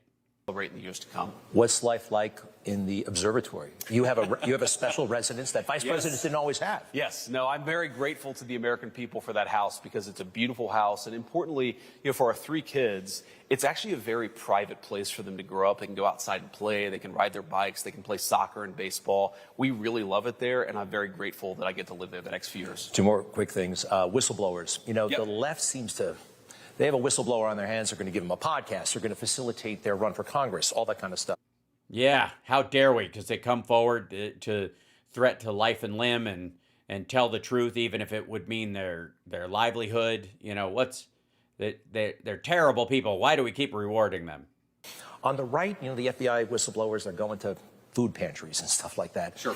Should there be something in our culture to do more for those people who kind of stick their necks out? Wait, sorry, Greg, are you saying that Trump and his ilk should actually care about the people that wreck their careers and their livelihoods to suck up to him, thinking that they would get some kind of a reward, and now they're going to food pantries, you say? Maybe we can't. Maybe that's a sign that it's deliberate and it's corrupt and it's political what they do. But do you know what I mean? I do. No, no one knows what you mean. Why? Sorry, why can't you be nice to your whistleblowers that helped you? What the fuck are you talking about? What you mean, but Greg, I think that first of all, people have to have a little patience here because some of these investigations take a long time to actually. Yeah, you're not talking about the people that are going to get busted, shithead. It means the actual whistleblowers, the witnesses that came forward and said, I saw something bad, are fucked. Largely because everybody, including in the White House and in your circle of friends, knows that you can't give these people a podcast. You can't let them keep talking because eventually you will realize they're full of shit. Ours, we can give a podcast because they're never going to fuck it up. They're never going to have a bad episode where they spill too many details and you're like, oh shit, this guy wasn't a whistleblower. He was part of a greater conspiracy. But your guys are. They're going to either they're so stupid if you allow them to get out into the public eye and accepted amongst your circle, you're going to realize how fucking dumb they are and that they didn't see what they thought they saw. And your entire case is based on some total misapprehension about how anything works. Or they were lying or participating in something. Or Trump's like, we can't have him have a show. I paid him to say that. What if somebody asks him about it? Figure themselves out. And you've got to let the facts and the law drive this stuff. Anytime that you engage in political persecution, you're engaging in the left's game, and the courts are by and large going to throw that out. Hey, asshole, he's not asking you to participate in political assassinations. He's asking you why whistleblowers that come forward in support of the president and others end up getting shafted. I think you're seeing a lot of what Pam Bondi and Kash Patel is doing. They are looking into a lot of the malfeasance of the last administration. They're looking into illegal conduct. They're looking into, what these whistleblowers have identified as bad. Yeah, anything not to look into the Jeffrey Epstein files. Things, but they're investigating as they should. And I think being deliberate about this is the way that we make sure that when we uncover wrongdoing, we're actually able to prosecute it. Very quickly, daily routine. What time do you wake up? What do you have for breakfast? Do you work out? I mean, Yeah. So I tend to wake up pretty early. We got 3 kids. And so I'll tend to wake up around 6 o'clock, take a shower, get the kids to school. And then we try to either walk or run with our dog. And then I'll try to be in the office pretty early. And then, it just depends on what happens in the West Wing. Sometimes you're traveling. Sometimes, you're in the West Wing all night. Sometimes it's pretty simple. Thank you, El Stinko and William and Miss Allie and Co. Thank you guys so much for the gifted subs. You get to go home and have dinner with your kids. It's very dependent on what's going on in the world. And it's one of the things that's very cool about this job is that really, So cool. You are the last line of defense on some of these things. No, you're not. You're the vice president. Simmer the fuck down. Hotspot explodes, God forbid, somewhere in the world, it's very often me or the president or somebody else in the West Wing who's getting that call to deal with it. do you have a... Really? Is that how it works? Sorry. This is new to me. Is this breaking news to you guys? So let me try. I'm trying to grasp. This is incredible news. So if something big happens in the world, someone in the West Wing will get a call about it. Maybe you, maybe the president, or someone else. Wow. That's it. Do the people calling know that you have your head up your ass before they call, or do they find out during the call? So many questions. This has opened up a whole new chapter in my understanding of how government works. favorite predecessor? You have 50 vice presidents. I think you're the 50th. Do you have a favorite? I'd probably, I guess the easy Dan Quayle. answer is John Adams, the first vice president. I think a guy. Wuss. You're a wuss. Answer for real. That's not true at all. You like Nixon. Who in a lot of ways was a true statesman who recognized, if you look at what John Adams said, he recognized. Hey, asshole, I don't want to hear anything about, except the broadest terms constitutionally, about how anybody ran the office when people were still lighting fires with flint and steel. Before the Bic lighter was invented. Shut the fuck up. There's a very deep connection between the morality of the American people, between the Christian principles the country was founded on and the constitutional order itself. I think he was a guy who thought very deeply about the connection between Right. So you're saying he would have challenged Trump to a duel and won. character and the nature of the American people and the constitutional republic they had set up. You can't have one without the other. And I think he's probably the guy that I look to the most, certainly the most inspiring and thoughtful vice president. Last thing, the political pros I talk to say you are the most powerful vice president ever. What the fuck are you talking about? And, I don't know about that. And also that you have the greatest chance to get the nomination. It's not even close. The fundraising apparatus, the political machine, like, it's yours. And they've never seen anything like it. Is that true, their assessment? I have no idea, Greg. I mean, my attitude on this is, first of all, anything that I'm able to do because the president empowers me to do it on his behalf. If you look at the role of the vice president in the Constitution, it's not very well defined. It's very much dependent on the president. And so if I'm able to do good things, it's because the president has trust in me. That's a great honor. And again, I just try to do the best job that I can. On the politics, man. Has he mentioned that he's trying to do the best job he can yet? I'm much more worried about the midterms than I am about anything in 2028. Uh-huh. Much more worried about what's going to happen next month than I am the midterm elections of next year. So my attitude is I focus on this job. I try to do as 2 weeks at a time. Good job as I can. The politics will figure itself out. Vice President J.D. Vance, thank you. Good to see you, Greg. Very, very Thanks, much. man. Thank you. Yep. That was like they couldn't show the breakdown because it quite frankly I think it's on Greg's OnlyFans. The only place you can actually see it. Hi, chat room. God, just the suck up. Holy hell. All right, now there's JD Vance, and then this is, woof. Is this, how much of this goes in? Yeah. And, yeah, that's a long one. Shit. We get into this guy. Okay, here we go. You're watching Hal Sparks Mega Worldwide. Like, subscribe, give a thumbs up, support the show. Patreon.com/Hal Sparks is a great way to support the show. I'm just saying, it's good. You can subscribe to the Substack as well. Do you do Substack? It's the Hal Sparks Substack Mega Worldwide. It's a good time. And yeah, and I'm starting a new series on there. I'm preloading it, so it'll take me till probably July to launch it. So hang in there. But it's historical facts I wish people knew when we're talking about these things. So there's a lot of historical elements that don't factor into people's understanding of a lot of things. And so I want to do little bits on those, sometimes that we brought up on here, and others that I haven't had a chance to bring up in context of something else, right? So just throwing that out there that's going to be a part of it. So Substack will become increasingly a thing as well. And then let's see. Yeah, so let's look at this. I don't know if we'll have time for all of it. We probably won't because it's a lot. But this is the... and they tell you goodbye doesn't mean forever. This is the goodbye of Trump and Elon Musk. Wait, is there no audio? Fantastic job. He didn't need this. He didn't need it. And we find... Yeah, he did. He was another... He'll never pass up another opportunity to be a fuck up, just like you. The government's a little nasty on occasion. Hello, Peter. Yeah, at times. Hello, President Trump. Government's a little bit nasty, Peter. You haven't noticed that. You've had a charmed life, right? You tell me. Very charmed. I think you've had a charmed life. I think what I'll do... He says that about Peter Ducey because he got his job from his dad and he doesn't have to work very hard. So Trump shits on him apparently in like around the White House press corps that he's got a charmed life. You don't mind numbers? Yeah, he's wearing a Doge father shirt. Yeah, we talked about that earlier with the other clip this morning. Just come out, which are rather extraordinary, and I thought I'd play a tape of one of the people who I've respected over the years, from Joe Kiernan. And... Oh shit! Right. Hold on. This is the thing I was talking about the other day. Hold on. Let's see. It's the Bloomberg thing. Where is it?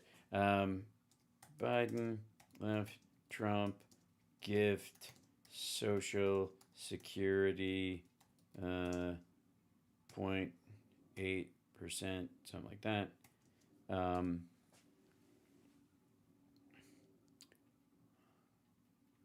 Let's see. Hold on. This is it's on, it was a Bloomberg thing. Hold on. Let's try to do this. Yeah. Here you go. Finding this stuff is what I do. Oh, yeah. Let's see. I'll just do it this way. Biden, largest expansion, social security. Yeah.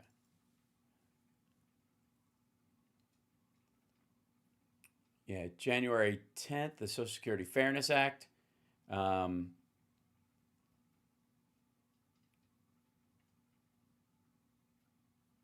let's see. And then, whoops. Because he plays this thing, and I want to show you this. Yeah, here it is. Da-da-da. Well, I'll play this for you in a second. Biden's parting gift to retirees is boosting the economy. Record Social Security expansion is behind the resilience in incomes and spending. On a percentage basis, 1.2 increase in the period was the most since June 2000. There it is.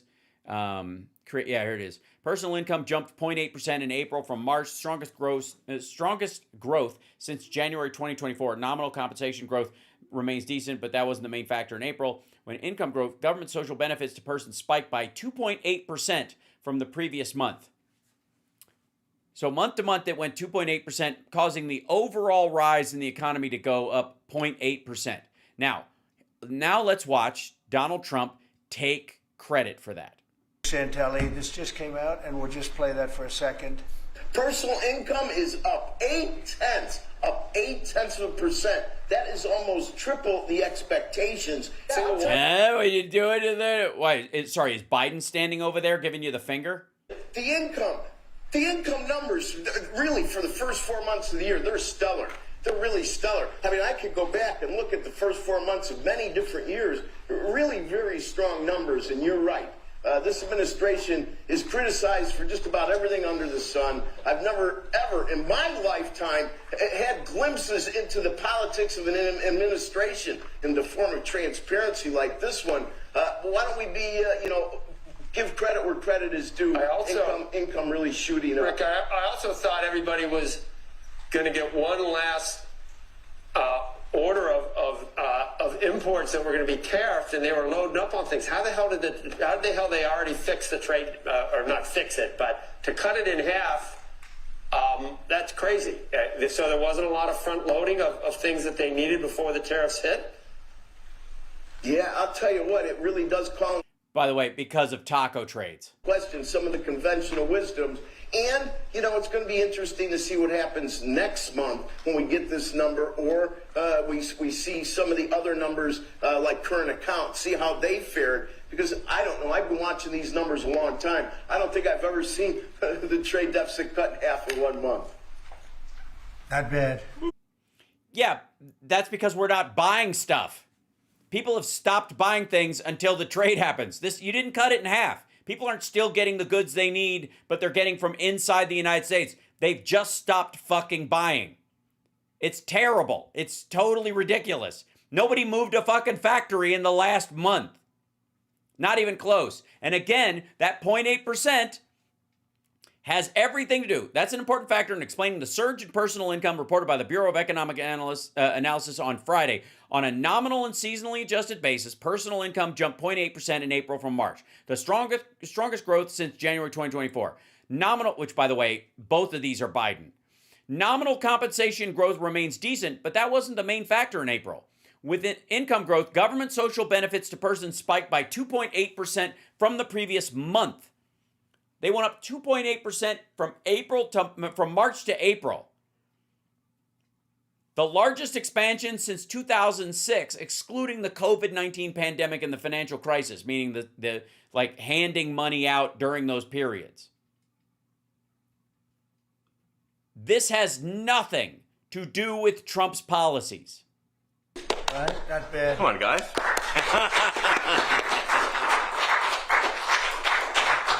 And the fact that he doesn't know that Also points out that Elon Musk is nowhere near as smart as people say he is. He's a fucking moron. This is stupid and obvious to anyone who pays attention at all.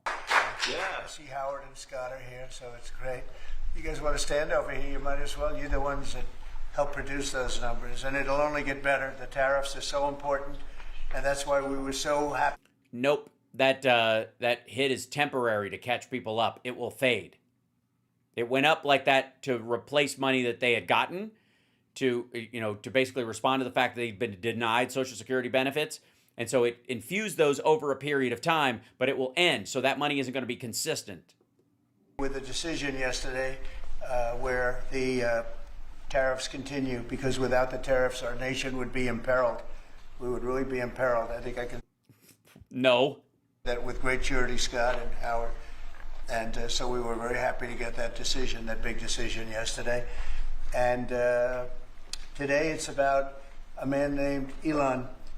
And he's one of the greatest business leaders and innovators the world has ever produced. He stepped forward to put his very great talents into the service of our nation, and we appreciate it. And that's why we want him to stick around, because he's one of the greatest. And if you had one of the greatest ever and you had access to them, you would just want them to keep staying here and working day by day. If they were that good, if they were really one of the greatest, would you ever want them to leave?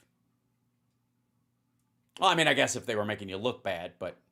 I just want to say that Elon has worked tirelessly helping lead the most sweeping and consequential government reform program in... Sorry, the what?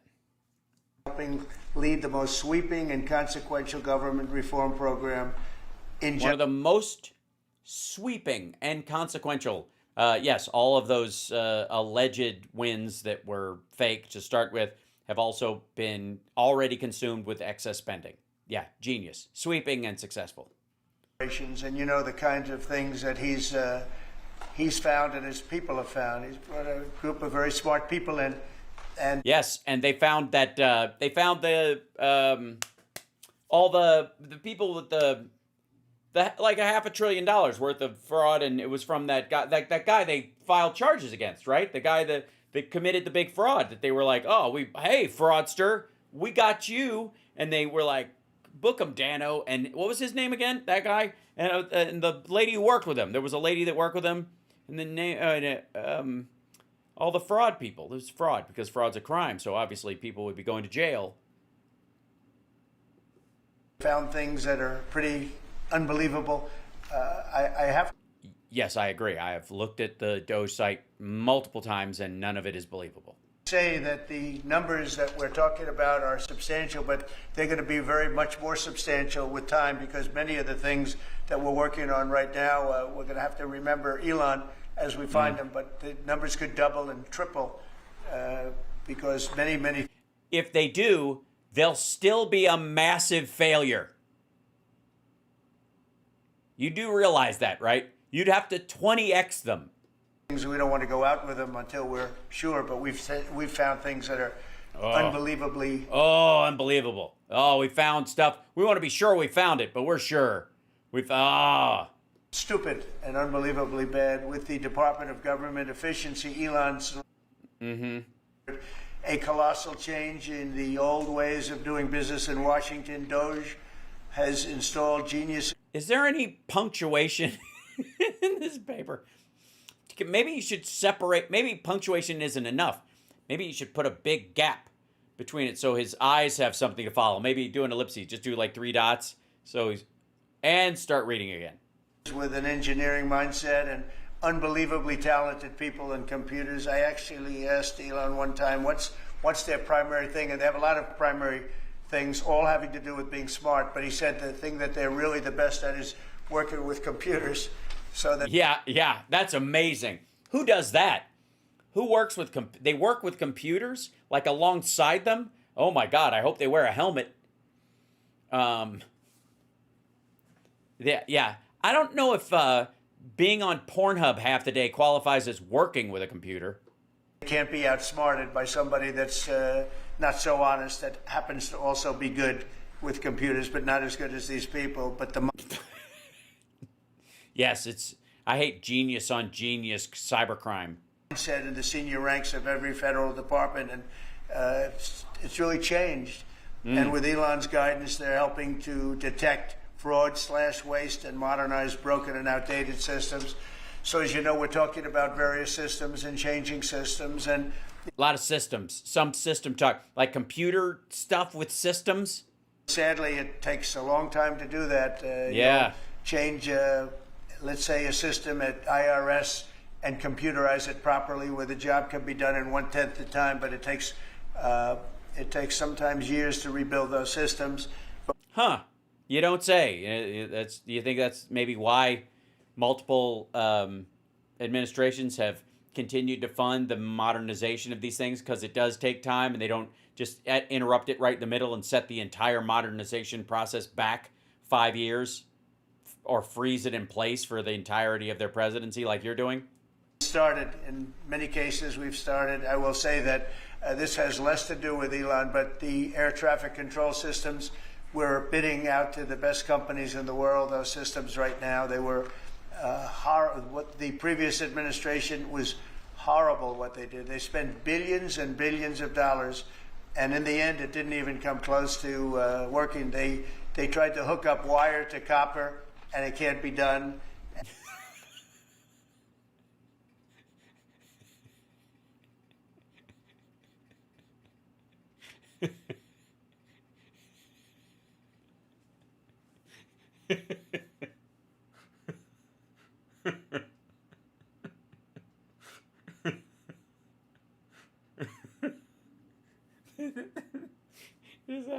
Yeah, they did.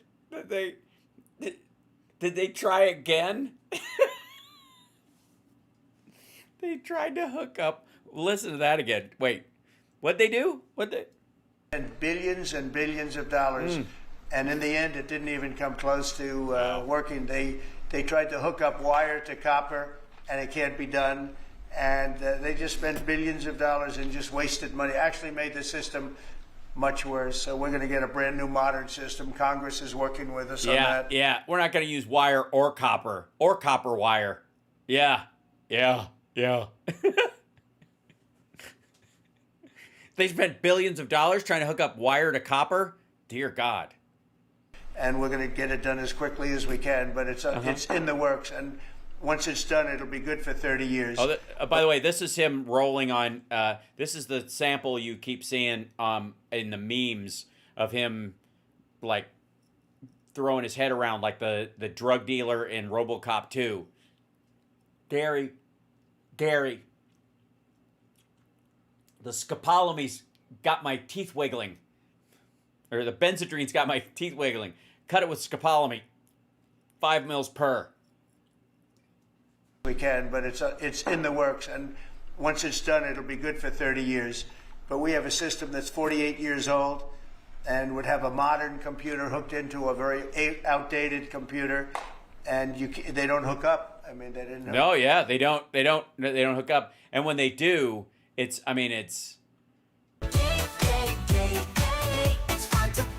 just wrong.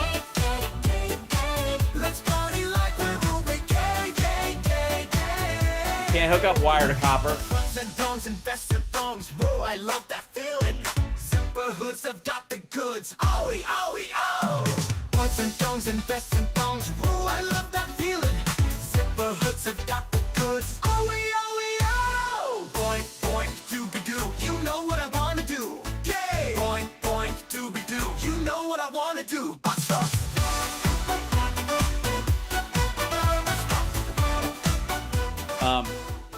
Yeah, you can't hook up those kind of wires together. It's just wrong. It's not what God would want. You know, God is against it. You can't hook up wire to copper.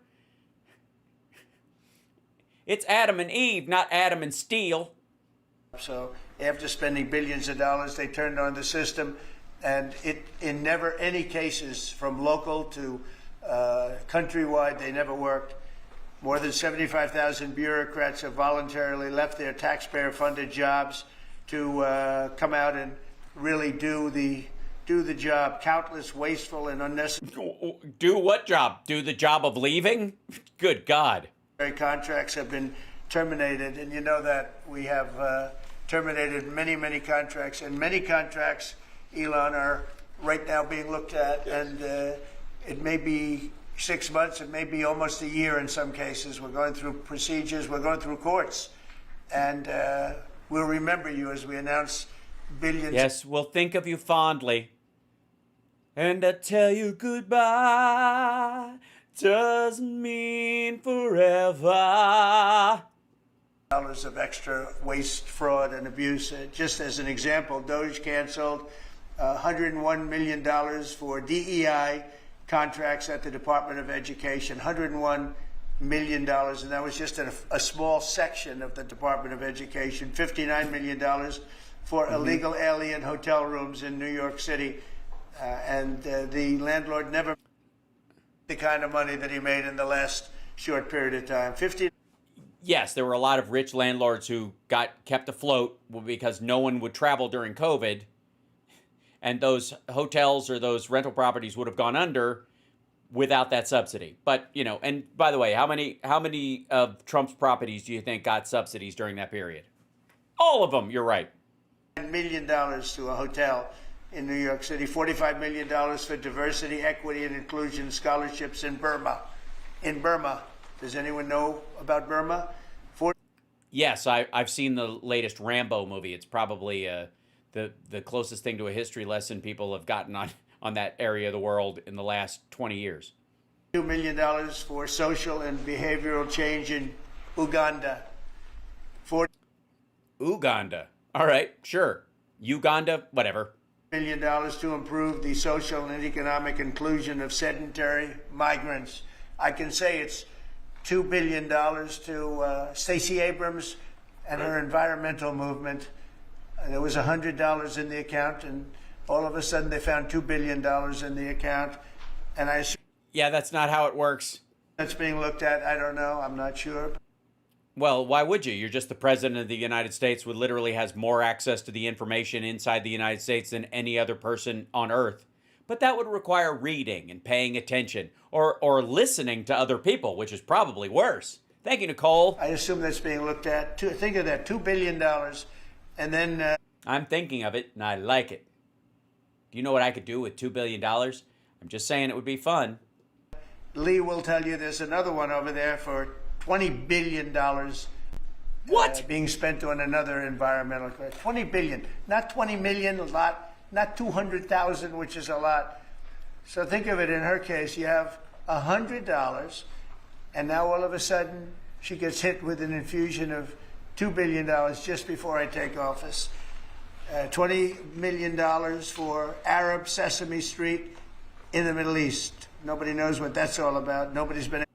I'm pretty sure it was like we have kind of Voice of America and Television of America teaching literacy and places like that, and Sesame Street's one of the ways we've done it, so we create variations of it. It doesn't take a lot of work. We've already got it. It already exists. And then you translate it or create new puppets that fit in, obviously removing all the women. And Elmo can't obviously be a part of it because he's... yeah, so he wouldn't be accepted. But yeah. Find it $8 million for making mice transgender. So they spent... Nope. Transgenic is not transgender, you old fart. $8 million on making mice transgender. And those are better than many of the others. I could sit here all day and read things just... Yeah, then why repeat any? If you could sit here all day, why have we ever heard the same one twice? If there's that much fraud, what the fuck? If there's so much of something, then you should never, ever have to revisit it. Holy shit.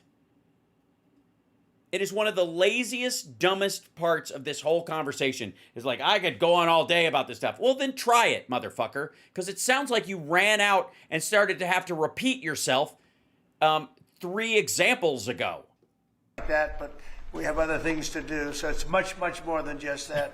Yeah, I don't want to bore you by repeating the same shit I've said over and over again, but I have so much more I could bring up that would be shocking, I tell you. We're totally committed to making the DOGE cuts permanent and stopping much more of the waste in the months to come. We want to get our great, big, beautiful bill finished and done. After that, we put some of this into the bill. Some of it. Most of it's going to come later. We're going to have it. Yeah, most. Yeah, you got to hang out. Yeah, most of it's going to come later. So, yeah, I mean, don't, after the lawsuits go through and we fail, and then you'll have to pass something through there, and then you'll realize that a lot of these things are in red states, and the states would collapse without them. Cauterized by Congress, affirmed.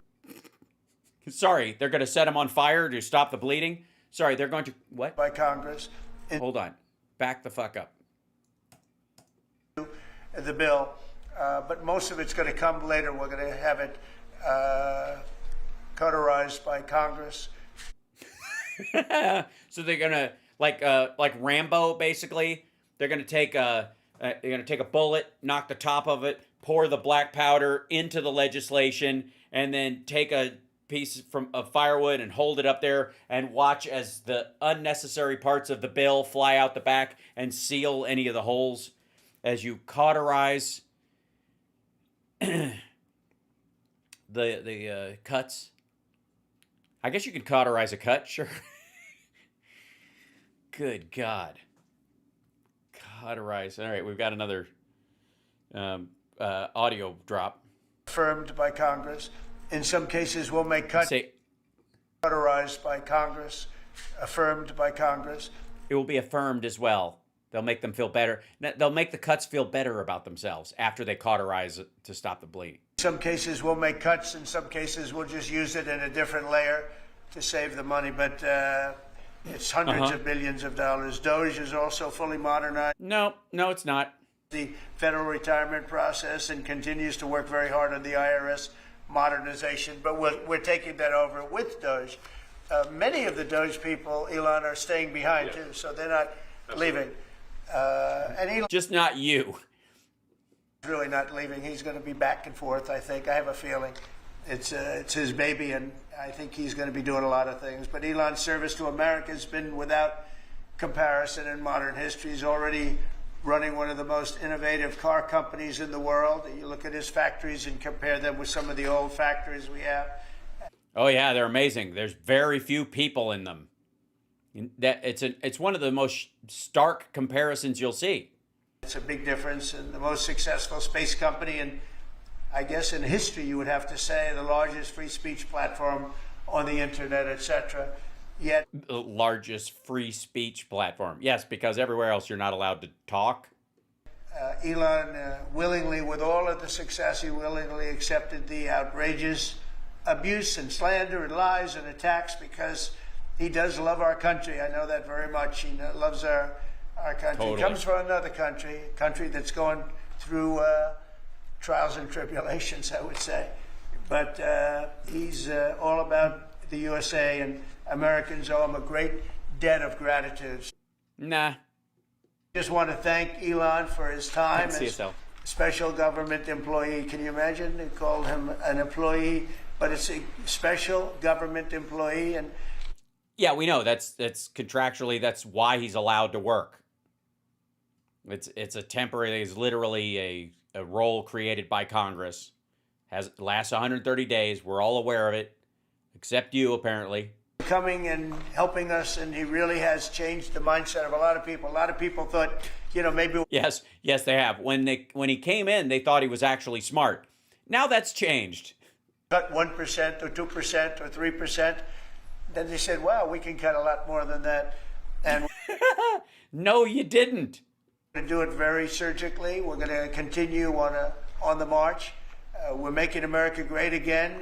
When I was in Saudi Arabia. And also other phrases. Yeah, we were in, as you know, 3 really great countries, predominantly the 3. Qatar was great, UAE was great, Saudi Arabia, incredible. Such an incredible experience to be in those 3 countries. But the Crown Prince of Saudi Arabia, and I must tell you, the great leaders of the other 2 that we just mentioned, they also... You mean the religious monarchies that don't allow their women to vote, or if a woman is raped in those 3 countries, they have to have 3 male witnesses say that they were raped, or they go to jail for adultery. Those countries, those leaders, sure, go ahead. Same thing, that the United States is the hottest country right now anywhere in the world. And 6 months ago, we thought it was dead. It was like a dead country. And it would have been a dead country if we didn't have the right result on November 5th. It would have been a horrible, horrible situation was going on with the borders, with transgender for everyone, men playing in women's sport. By the way, to remind everyone, Trump thinks transhumanism has to do with transgender. That's where this transgender for everyone thing comes from, because of transhumanism. He keeps hearing Musk and Peter Thiel and those folks talk about transhumanism and the conversation around it, and Bannon freaking out about it. So he thinks, in the same way that he thinks that asylum seekers are looking for, they got out of an asylum and now they're looking to be in an asylum here, he thinks transhumanism, because it has trans in it, has to do with transgenderism. And so much more. But they were saying the hottest country anywhere in the world. And then I played that little clip because that was one person who's respected, but or 2 people, because Joe was in that one too. Joe's a good man. But that was one group of people saying something about the success of what we've done over the last 4 months. They cannot believe it.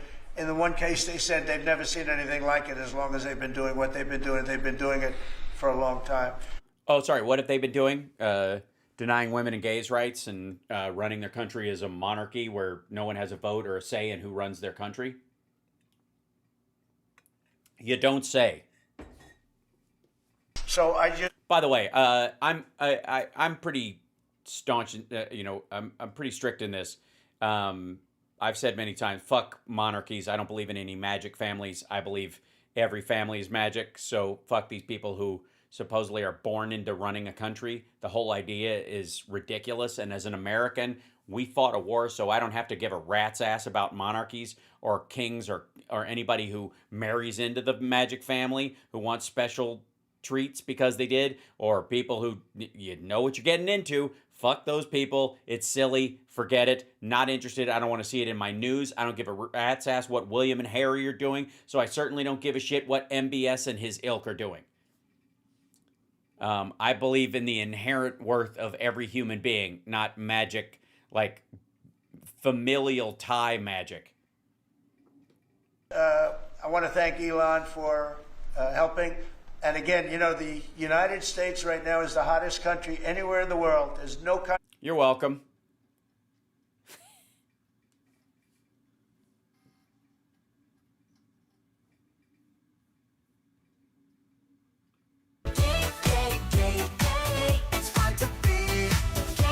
Look, I know you have a hard time looking away from me. All right.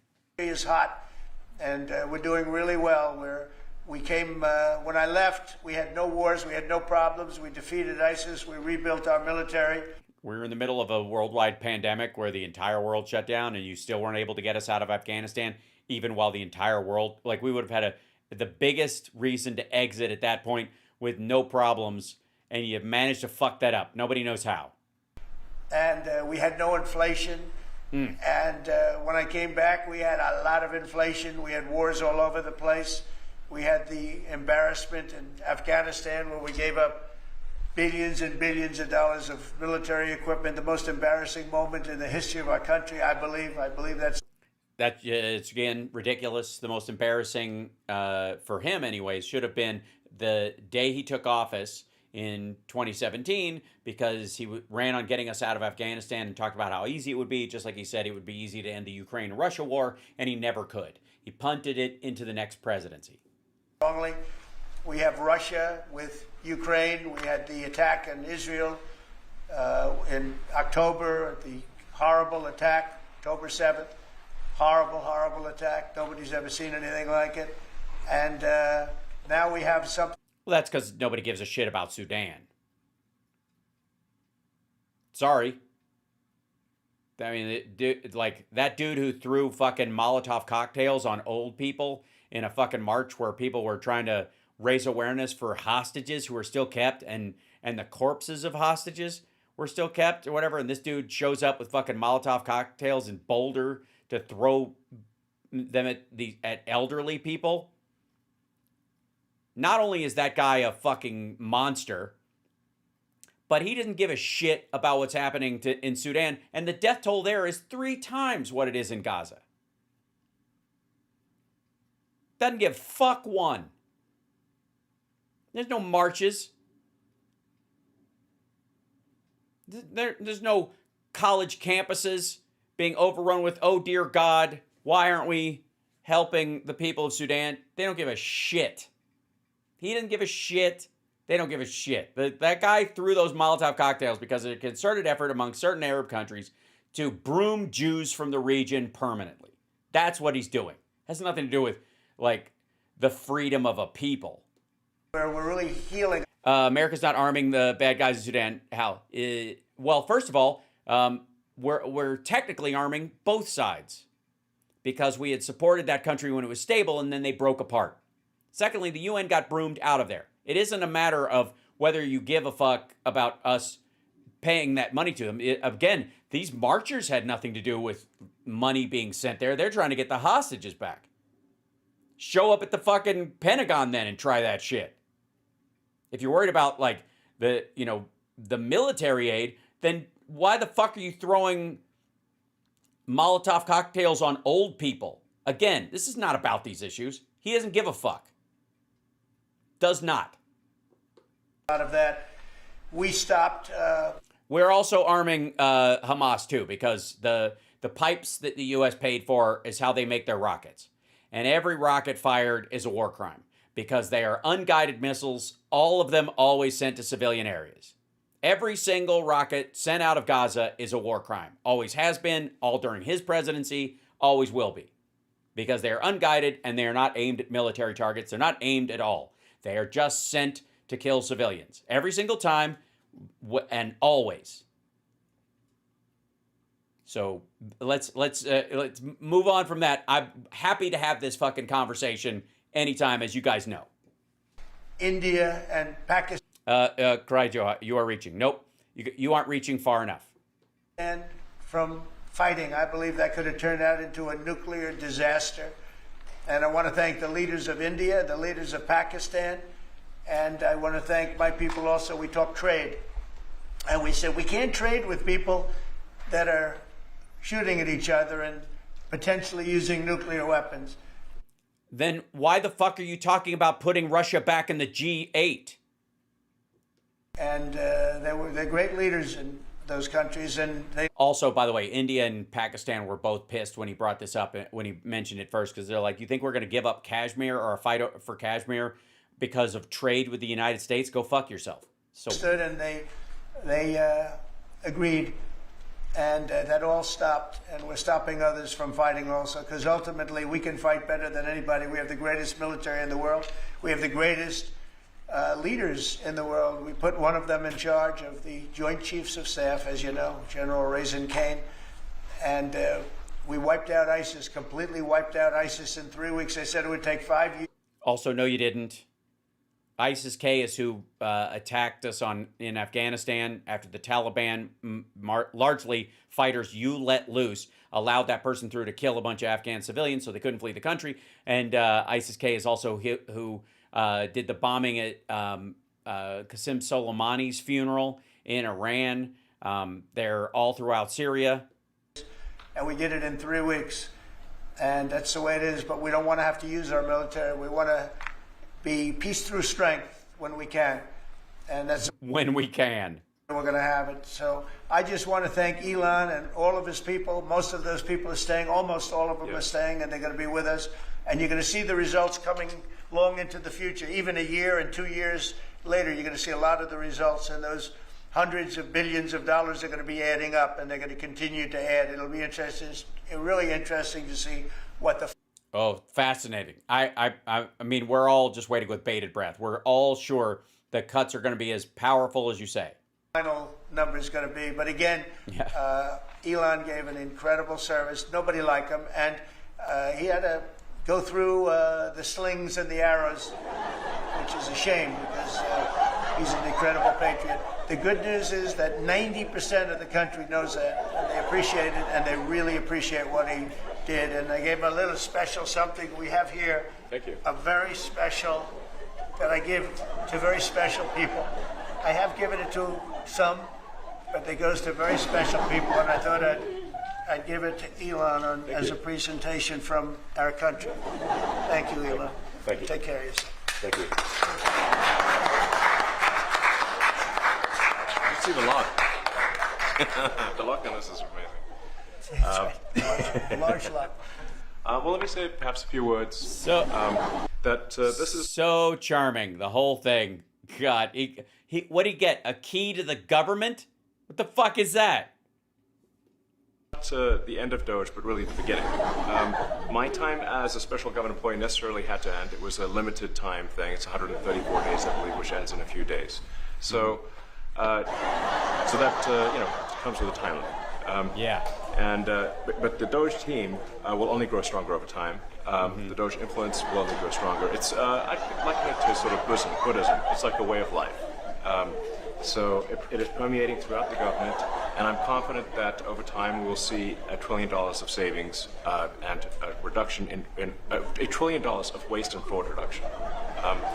The calculations of the DOGE team thus far, in terms of an FY25 to FY26 delta, are over 160 billion, and that's climbing. We expect that number will probably go over 200 billion soon. So, I think that will probably go over 200 billion.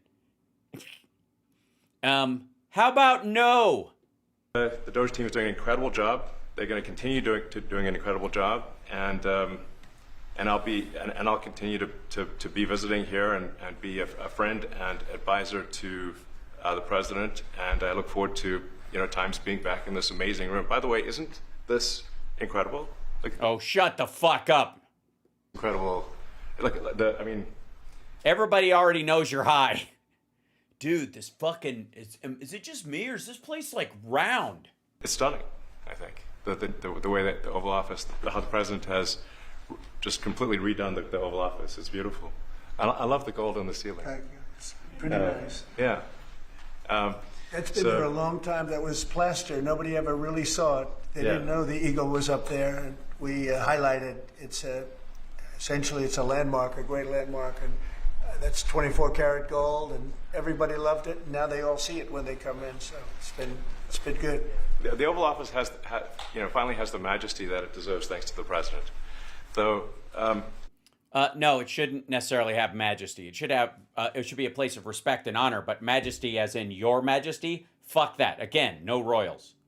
So I look forward to continuing to be a friend and advisor to the president, continuing to support the DOGE team, and we are relentlessly pursuing $8 trillion in waste and fraud reductions, which will benefit the American taxpayer. That's it, really. Great, genius. Thanks. We've all learned so much. Just.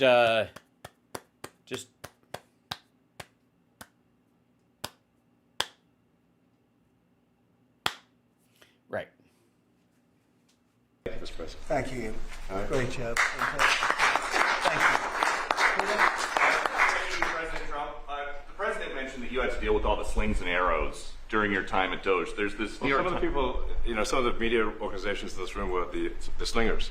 Well, there is a New York Times report today that accuses you of blurring the line between. It's the New York Times. Is that the same publication that got a Pulitzer Prize for false reporting on the Russiagate? No, they got a Pulitzer Prize for real reporting, true reporting on Trump's relationship with Vladimir Putin. Is it the same organization? I think it is. I think it is. I think the judge just ruled against the New York Times for their lies about the Russiagate hoax, and that they might have to give back. Okay, so even if I gave you that they lied about that, are they telling the truth about you or not? How about that? How about answer the question directly? And also, do you think this is just the New York Times, like all these folks? Because dozens of them have legit questions about what the fuck you're doing. But nice distraction, I guess. Pulitzer Prize. That New York Times? Let's move on. Okay. Next question. President Trump, Biden aides who used to work here are in talks with Republicans in Congress to go and testify about what they did or didn't do to possibly conceal President Biden's decline. Do you think that Dr. Jill Biden should also have to come in and testify about... Oh, get the fuck out of here. Okay, waste of time. And by the way, I'm out of time, so, like, oh, God. Musk still thinks that he can, like, be belligerent and just kind of, like, push his way through, kind of Trump his way through these kind of things. But I think ultimately, and maybe that's what we need. It needs to become a derogatory term to do what Trump does, which is like to distract from the actual answer by criticizing the media for asking it in the first place. Because there is actually no excuse. When somebody asks you a question about something like that, that is your opportunity to shoot it down if it's wrong. If there's fake news around it, you finally get the opportunity to set the record straight. And especially if it's one that happens all the time, if it's a recurring storyline and you know the details, not when somebody's just springing something on you. You actually have the ability to respond in that situation. So stop being such a fucking wuss and answer the goddamn question. Right? If you get defensive about these, we just all know you're a weakling. Answer the fucking question. And if they're fake news and they misprint what you say, then sue them for misrepresenting what you said in front of 30 people in a room like this. Even in this circumstance, you can't be misquoted because not only are there other people present, but that are other reporters who will, are probably on the opposite side of the political spectrum from whoever is asking you the question in the first place. So they're taking notes and all this, but it's being recorded for the White House as well. Like that view we were seeing was from the White House's feed. So there is no fake news aspect of this. If you go, you guys are going to take this out of context, but here's my answer to blah, blah, blah. And if you take it out of context, understand I know that your readers will blah, blah, blah, or your viewers will blah, blah, blah. But here's what I say. You have the opportunity to answer the question, especially when it's posed to you in public in front of a bunch of other reporters. That's one of the reasons why they have press secretaries and why they have press conferences. The reason you have the conferences is because if you did, first of all, it saves time. You don't have to do a bunch of interviews all at once.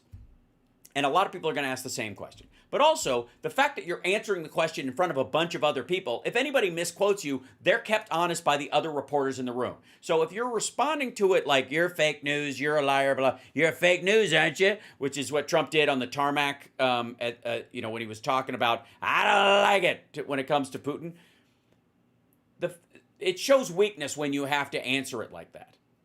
In that context, if it's one-on-one and you're talking, in an interview and you're recording the interview yourself because you don't trust the reporter, or they do that individually, that's one thing. But if you're in front of a group of people, stop wussing out, answer the question, because you have witnesses to what you actually said. And if it's that easy, if it's that special, if you're that great at it, then by God, answer the question. Other than that, I have no opinion. I'm going to let you guys go and go feed my kid. And I still have to run to the store and get a cable because I didn't have a chance to do that this afternoon. But you guys, I will see you tomorrow in the afternoon.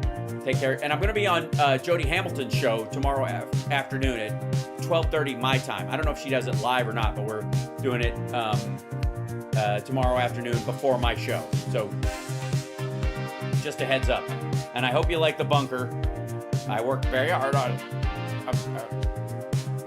I've got another set that I made too. I've got to add a couple things to this, but I'll keep working on it. Okay, bye.